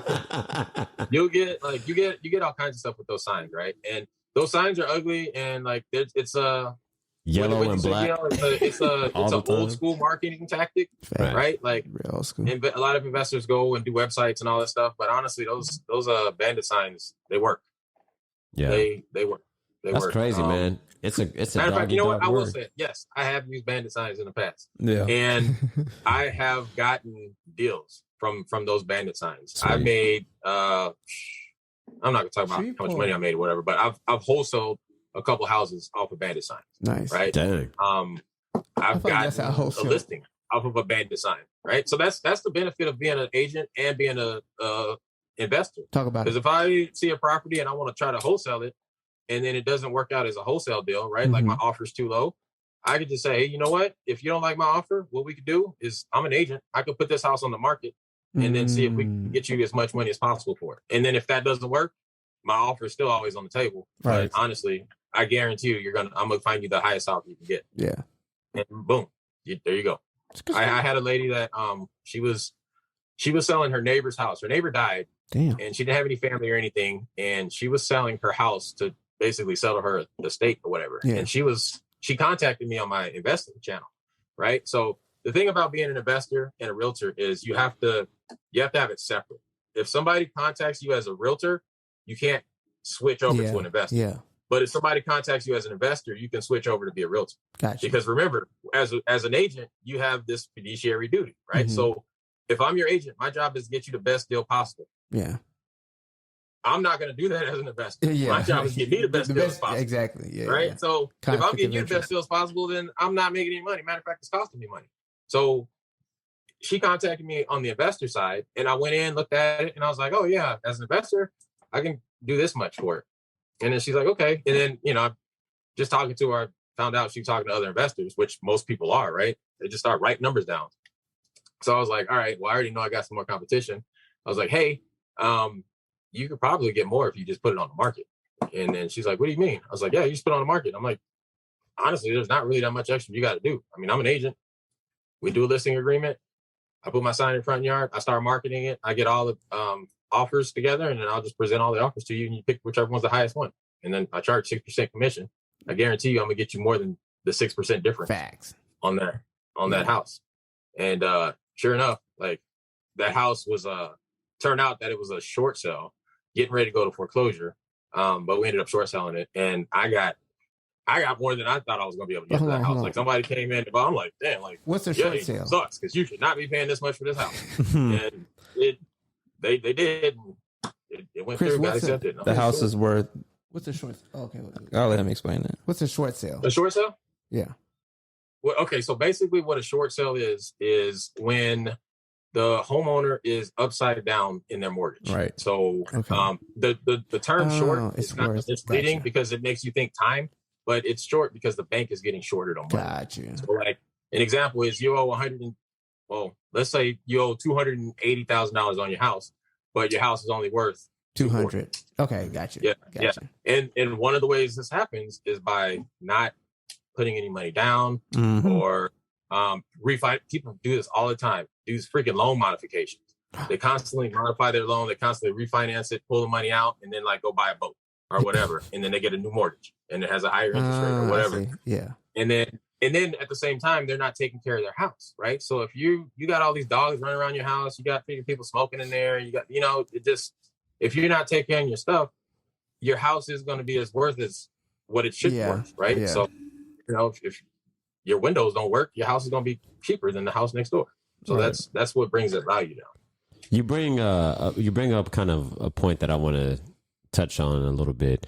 Is we're talking about clients, right? And you switching from the investor to the real estate lane, but when you talk about having so in the investor lane, right? When you have a client and they're in the house, elaborate a little bit more on some of the pains that you could possibly deal with at that point, such as maintenance for their mess ups. If they put a hole in the wall, or if they accidentally knock or put a leak in the drain or something of that nature, or if they stop paying, or they just go, if they abandon the actual for property. the tenants. Yeah. And then if you could, or if you have any stories to touch base on in terms of how COVID and this moratorium has played a role on your properties, like with them. I think the moratorium had dealt something with and help me out, Courtney, if I'm wrong with this. You couldn't evict them after a while. Yeah. The eviction moratorium. Yeah, you couldn't evict people because in light of COVID, right? And so I think that moratorium has been lifted since then. Yeah. Okay, cool. So basically, what the moratorium was when COVID first hit, everybody was panicking. The government came out and was like, hey, no evictions. Like, you can't evict somebody for non-payment. So there were still evictions happening, but you just can't evict them for non-payment. So if somebody breaks your lease, and what your lease is like basically a list of rules that you got to follow. Mm-hmm. And if you break one of these rules, I can kick you out. So people were under the misunderstanding that there's no evictions whatsoever. Yeah. If you have a dog in the house and you're not supposed to, bam, you can get evicted. Boom, right? If you have, it's only you and your wife on the lease and you got 15 other people living in here, boom, you can get evicted. So, but if you haven't paid rent, then you can't get evicted. Yeah. What sucks is that's what most landlords care about, right? Like, that's what I would think. That's the whole reason I'm doing this, right? I'm not just doing this just so I can just have houses out there and say I have houses. I'm trying to get money coming in. Mm-hmm. So, for me, it affected me. I have two rentals that are active right now. And one of them, like, the spread between the mortgage and the rent it's a good amount of money. So basically, that one covers the mortgage for the second house. Look at that. It kind of sucked. Like, I had that one guy was still paying his rent. It's funny because the dude that was late a couple days ago, that was the one that continued to pay his rent. So I'm honestly not too upset that he was late, and I kind of expected at this point. And when he's late, I get more money because I charge a late fee. Yeah. So my mortgage is paid automatic. So here's a cheat code for all you guys out there. When you own a house, your mortgage typically isn't late until like the 15th or the 16th of the month. When you rent a house, after the first, like for me, my rent's due on the 1st, and then on the 5th it's late. And if you pay on the 6th, you got to pay an extra $100. Yep. So, and then from that point, it's an additional fee every day. So the more you're late, the more money I'm getting. And I'm not going to pay the mortgage until the 15th anyway. So, or actually for me, I have it set up on the 10th, automatic payment on the 10th. So if you're late, it honestly doesn't affect me regardless. I'm just getting more money. So set the due date like 15 days before your actual mortgage. Well, just don't pay your mortgage on the 1st, right? So for my personal house, I pay my mortgage on the 1st, comes out automatic. But my rental properties, they don't get paid until the 10th, just because, and I just do automatic payments. So it just automatically comes out of my account, whatever. And by that point, the rent will come back in there. And I just make sure that I have money in that account to cover that fluctuation. But so for my first house, the guy continued to pay his rent. And then the second house, the lady, she got fired from her job or got let go or something. She was having all these issues. She stopped paying. She would pay, then she would stop, then she would pay, and then she would stop. And then for the longest, she just didn't pay. And I was like, all right, like, this is getting ridiculous. I went and met with her, and I'm like, hey, like, I met with her face to face. I'm like, look, man, you guys got to start paying. Like, this is getting ridiculous. It was her and her daughter. And basically what she ended up doing was she filed for one of these rent relief programs. And the first program told her no. And the reason they told her no is because she was paying her rent. And they were like, well, you're current on your rent. So no, we're not going to give you any money. So she's like, okay, well, I can fix that. And she fixed it by not paying rent. And it sucked. So I was like, I went like a good 8 months without getting rent. And again, it didn't affect me too bad because the mortgage was still paid, right? Yeah. And honestly, I could have filed for, right there. I could have did the mortgage was in a it was a government-backed loan, so I could have did the forbearance. Oh, put it at the back end. Yeah, I could have did a forbearance to where I didn't have a mortgage payment, but there's a trick to it. A lot of people don't understand it, and I read the fine print, and I was like, yeah, I'm not doing that. So I continued to pay the mortgage out of my pocket or whatever. Well, out of my other rental income that was coming in. And then so she time went by. I went talked to her. I'm like, look, you got to start paying. And then there's this new program that came out, and she started paying, but she would pay a little bit.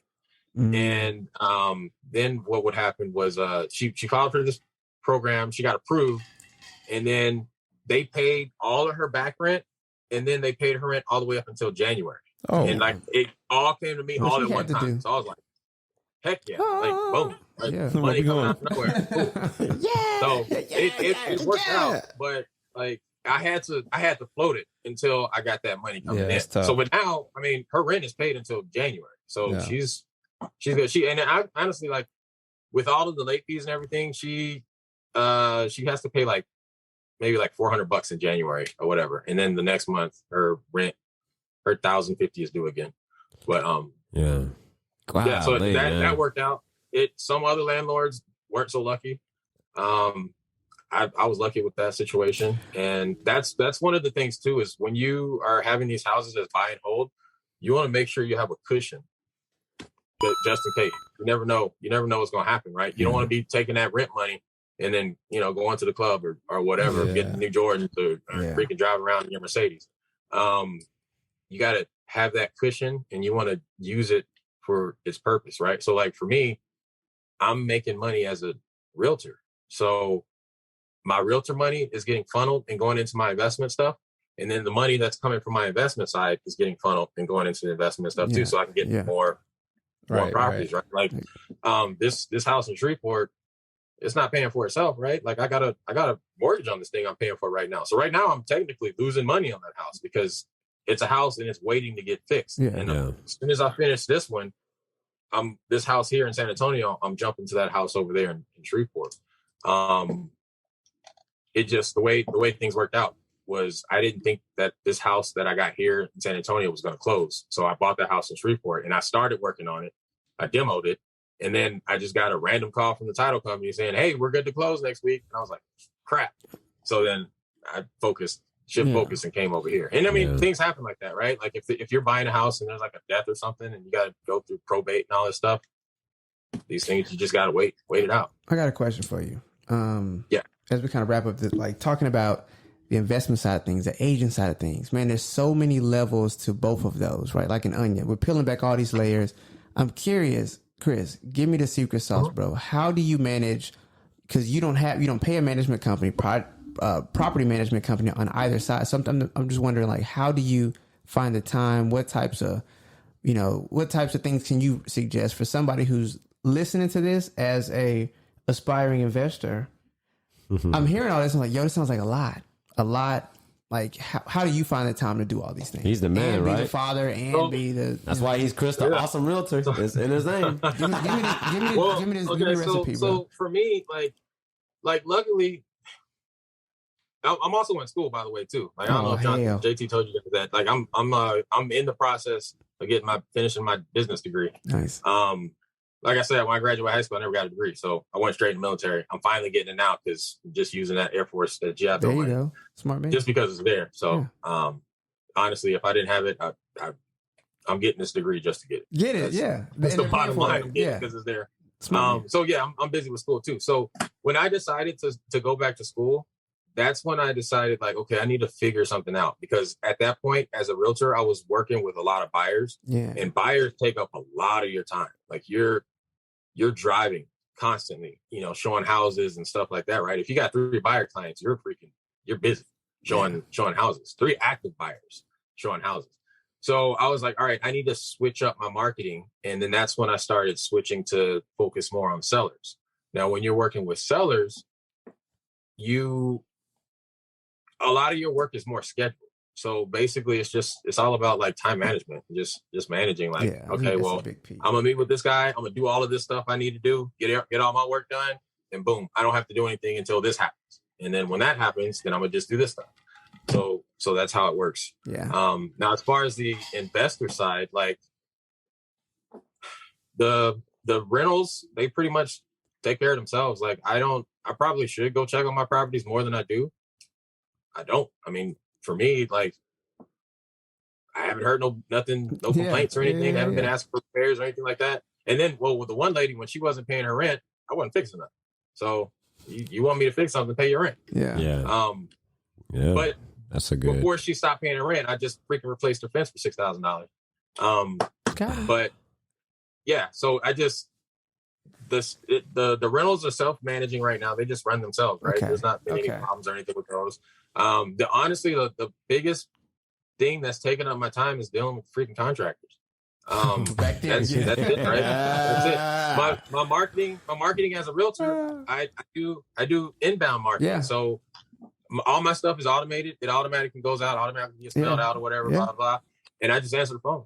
Yeah. Hey, this is Chris. What's going on? That's dope. You know? I mean, that's something worth mentioning too. I think that's the barrier to entry for a lot of people, I think is, or at least I'm projecting like a mug. For me, when I think about it, it's like, man, how much time is it going to take? You know, like that piece specifically, because I'm looking at it purely on a investment side right now. But I mean, you're hearing that, if you take the time to get everything set up, it can and likely should run itself. Yeah, you enjoy the fruits of your labor for sure. Yeah. And Dino is definitely asking that and wants all the jewels for that because he is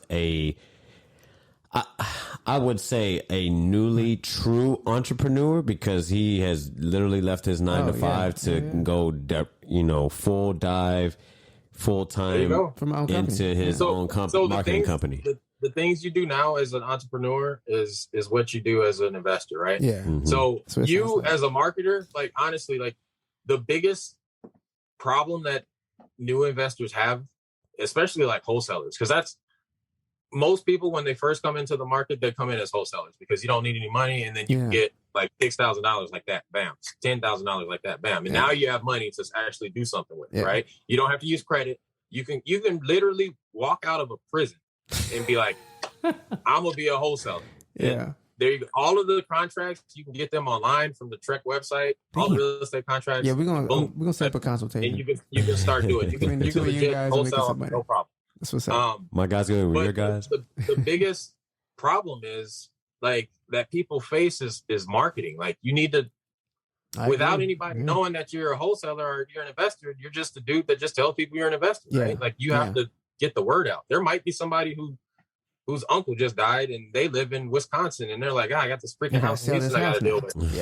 Yeah. And I just want somebody to freaking get rid of it, right? So I mean, there's just different avenues that you got to take to market to these people, and that's it. Once you get your marketing down to where your phone starts ringing, you're 100% right. And the beauty, awesome. I guess the dope thing about it is there's options on both sides. You have made you found strength in direct marketing, right? Hand-to-hand, grassroots. You see me, local subreddit. Yeah. But then also, I'm telling y'all, that digital marketing game, it does work too for certain markets. You got to figure out how to capture people's attention. What works though. for you? Yeah. Facts. Yeah. Right. See, that's the thing, right? Like I like to stay in my lane, right? Yeah. Like I know there's all this stuff, and for me, like I don't want to just be over here. Like I'm just gonna freaking master this area right here, and then if this isn't enough, I'm just gonna increase my area a little bit and then just master this. Yeah. So like I'm the master of like freaking bandit sign. Well. maybe yes or no. Allegedly. Maybe yes or no with the bandit sign. I don't know. Allegedly.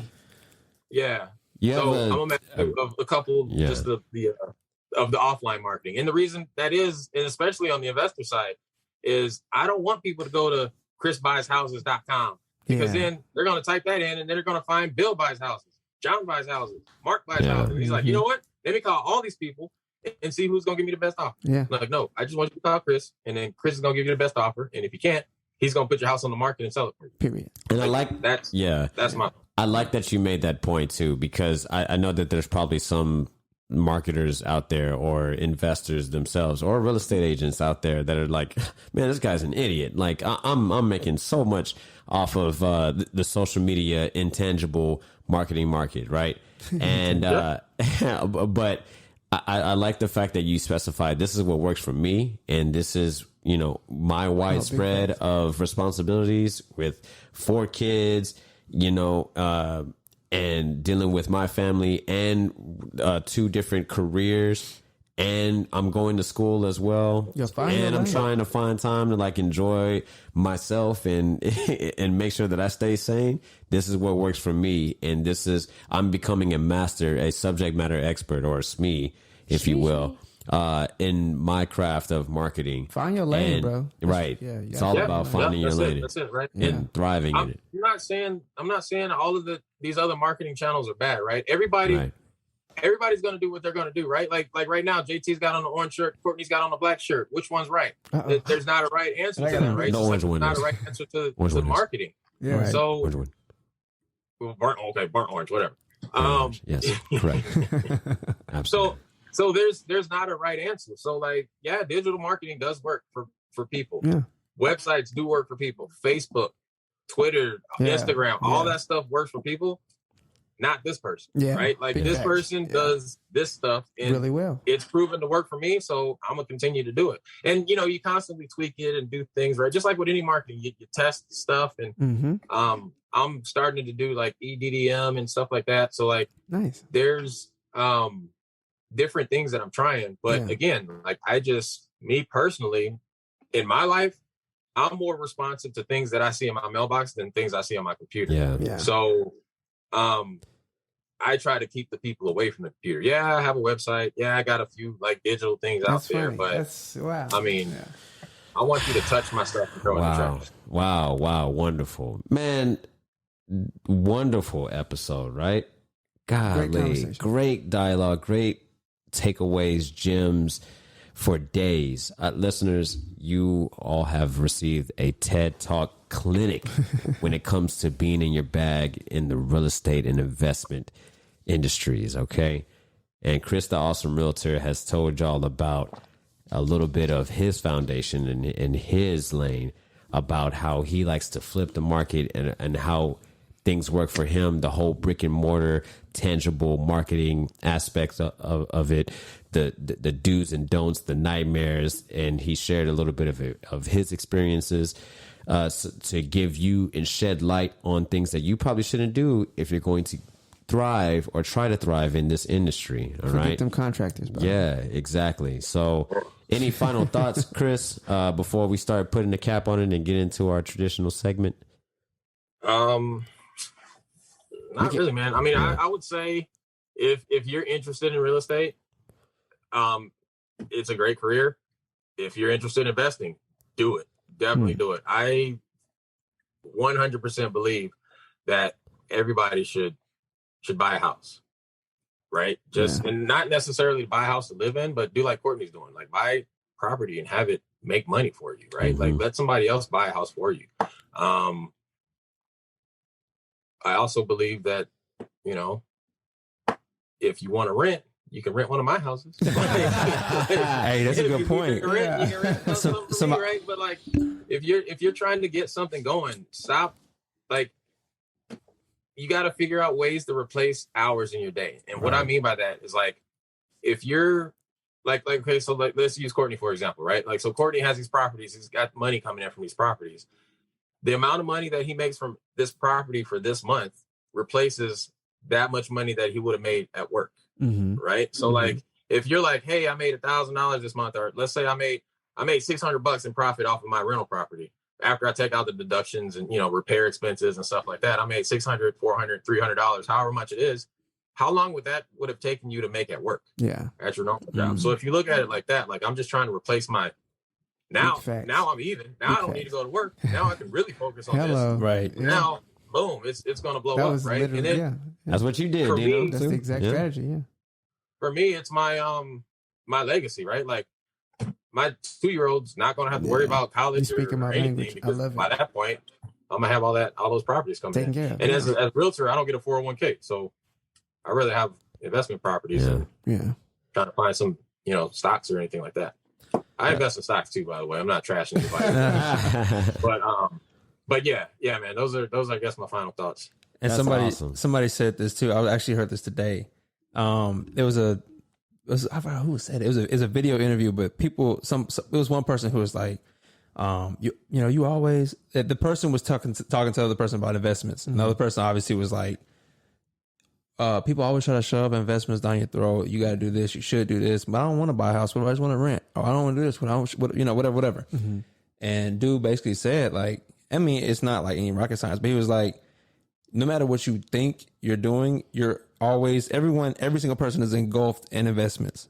They're just either on one side or the other. Oh, the other. You know what I'm saying? Like either you're the owner or you're the one that's propelling the passive income for the owner, or you're the person that's actually just paying out rent. So like each person is vital into making investments work. So regardless of what you are technically investing. That's like true. Yeah. You're either investing your time to help someone else get more money, or you're actually being an owner. Right. Yep. Yeah. So I thought that was like, Everyone I mean, it's the truth. Game. Yeah. It's just. Yeah. That's why I'm so frustrated. I'm ready to get the fuck up out of this apartment and get into my goddamn house. All right. So, and I love that point that you made, Chris, about maximizing your bandwidth. Okay. Because at the end of the day, I think that's one of the most key, essential nodes to really focus on is your bandwidth. That's the most it's the hottest commodity. It's your attention. Time it's your literally bandwidth. is money, bro. Right. Yeah. Exactly. And so I wouldn't even say time is money. Time is more valuable than money, because I can always make money. I can't get my time back. Right now, my daughter's 4. I have a 4-year-old daughter. She's only going to be 4 once in her life. Yeah, that's man. it. Tell me about it. While I'm doing whatever, like, okay, so when I was in the Air Force, my boys, my 18-year-old and my 13-year-old, I was sitting in Iraq when my 3-year-old was 3. Yeah. What? He's never going to be 3 again. Yeah. Right? So, like, I can always make money. I love that logic. Yes, I lose money, whatever, blah, blah, blah, contractors, this, that, and that. Time. Mm-hmm. Like, I'm never getting my time back. I'm 38 years old. I'm never going to be 37 again, right? You know? So that's what's important to me is my time. Yeah. And real estate, to me, frees up a lot of the time that I would be spending working or doing crap that I don't want to do. Like, I hear people all the time talking about their bosses and their jobs and all this stuff and blah, blah, blah, blah. Any work that I do is making money for me and my family. It's not making money for a company. Yeah. Right. So, well, I mean, technically my broker makes a little bit of money, but I'm at a good broker. So I got a good split. Right. Yeah. So, but yeah, I'm working on me and my family. And I'm in my bag. God damn it. Yeah. You are in your bag. Today's Friday. I didn't even leave the house today. Well, actually I did. I went to the gym this morning, and then that was it. And that's what I did. Good job on the gym. I haven't worked out in over 2 years. Oh, it showed. Oh, we know. Here we go. I got one more rematch. Did you see that, Chris? You see how if you've been paying attention to the season, Dino challenged me. Courtney challenged me to challenge you. And it was a 50-meter race, and Dino lost. Was it 50 meter? By I don't think it was 50 meters. 25. It was 25. I don't know. Who do you think won? JT by a hair. By a hair? And I'm not shaped like Time out.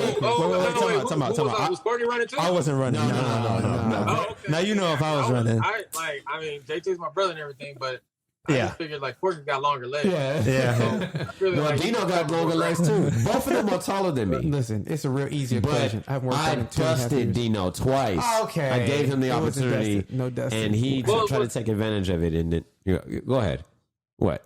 No, I'm not. Yeah. No, I fully, Chris, listen, I'm a new man. I fully concede that I did not win that particular engagement. I wasn't dusted. Good on you. I wasn't dusted. But I will say this. It was a whole body length. I definitely am very confident that I'm faster than him inherently. What I am, I'm not giving you none of the opportunity. Out of shape. What kind of race was it? Was it maybe you got more distancing? Maybe you got to like a mile. You know what it is? Do you think he was going to have a chance to win? He was never in front of me. I don't know. I don't know. Listen. My philosophy is it's a marathon, not a sprint. Oh my God! So we have all the opportunity to run this back. Run this back if y'all want to. It's time to race you. It's over. It's time for him to race you. You can't race. You got to. Nonetheless, Chris, man, it has been an honor. Thank you so much for loading this episode with nothing but gems and jewels and takeaways. and just a lot of lessons for our listeners to take heed to and to take with them. We are now getting into our traditional segment called The Toast. Yeah, man. Here at the Potnas Pad, we have our shot glasses of liquid courage. And Chris, if you have a beverage of your choice, we would ask for you to partake in this tradition with us if you are accepting of it. And furthermore, we would like to have you do the honors of leading us in the toast. And this toast can be to anything, but we would appreciate if it kind of spoke to either our listeners or just the topic in general of everything that we've been covering today. So pass it off to you. Yeah, what we toasting to, Chris? We can toast to being better people. How about that? Being better people, like that. and Courtney not knowing where Cabo is, even though he's a zero. It's on. I don't know where it is on the map. It's so stupid. It's on the Pacific side of California. There you go. What side is it? South California. Hold on, Chris. JT, you already know how to answer those. What side is the Pacific? You already know how to answer Where's the those. Pacific Ocean? West, Hey, Chris, north, let me tell you this. east, or west? Chris, I've been to this house maybe 50 times. I don't know how to get home. I don't have GPS. That's just real. That's just. I'm keeping it real with y'all. I don't know how to get home. So those times that you were standing outside the house waiting for your contractor, were you in front of the right house? Yeah, for sure. Oh, and then Enrique was probably like, "Oh, I'm here. I'm really here. I promise, I'm really here." Nah, one of my biggest He's like, fears. "Get out of here." We're over here. I see you. Hey, nah, this is a legit fear. A fear of my phone dying, and I don't have my GPS. It's like no bullshit. You have no sense of direction, huh? We Nope. got to work on that. I don't care to. Toast to working on that. I know my lane. I stay in it. Yeah. Yeah, there you go. Beautiful. There we go. You talked about it. I know my lane. I stay in it. Thank you, Go on your Chris. lane. Yes, this toast is to you. This toast is for our listeners getting that free game, and and toast to Courtney getting direction in life. And get into your bag. Cheers. Let's get it. Yeah. Clink, clink.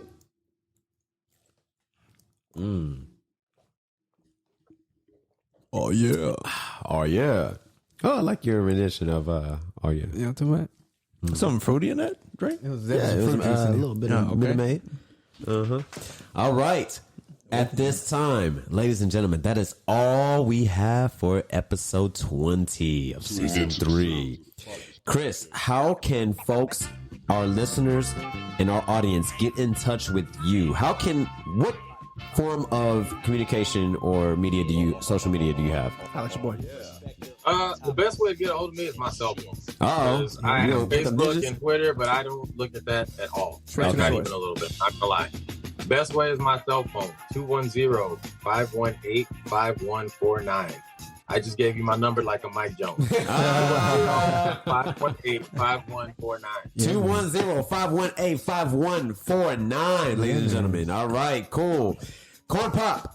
Real quick, Chris, you ever thought about getting like an intern to like take care of all that social media stuff? Ooh. A free I get intern? people, well, not necessarily an intern. I mean, I'm down with getting people work free. Yeah. You guys know anybody. Just a thought Yeah, process, let me know. yeah. But We can talk about yeah, we talk about it later. But you can find me at Courtney J. Coleman on Instagram, and it's Courtney J. Cole on Twitter. Oh, you changed it? It's no longer Javon_92 or some shit? Thank God. On Twitter? I don't fucking know. All right, Dino. Nah, no, the Javon _. No more Javon. Nah, it's No all more? it's all professional now. Hey, man, I like okay. that. I'm actually happy about that. Oh, Well, yeah. me, on the other hand, I'm your boy Dino. You can find me at The Dictionary. That's THE_DIXONARY. And I am JT Got Soul. That is JT Got SOLE, which stands for Style, Optimism, Leadership, and Excellence. Partly sponsored by I Got Soul. All right. Follow us on Instagram, Twitter, Facebook, YouTube, and TikTok at Potnas Podcast. That is at POTNAS Podcast. All right. Visit our website at potnaspodcast.com. Courtney? What I got so check at. You motherfucker. Nigga, it's on your ears. Yeah, we ain't get paid for this. You want loyal, selfish ass. Hey, for any inquiries, y'all hit us up. Send us an email at contact@potnaspodcast.com. Yeah, ladies and gentlemen, we got one more episode after this. We love y'all. We thank y'all so much for all the support. We love y'all. Peace. It's the Potnas Podcast, you bitch. You know what I'm saying?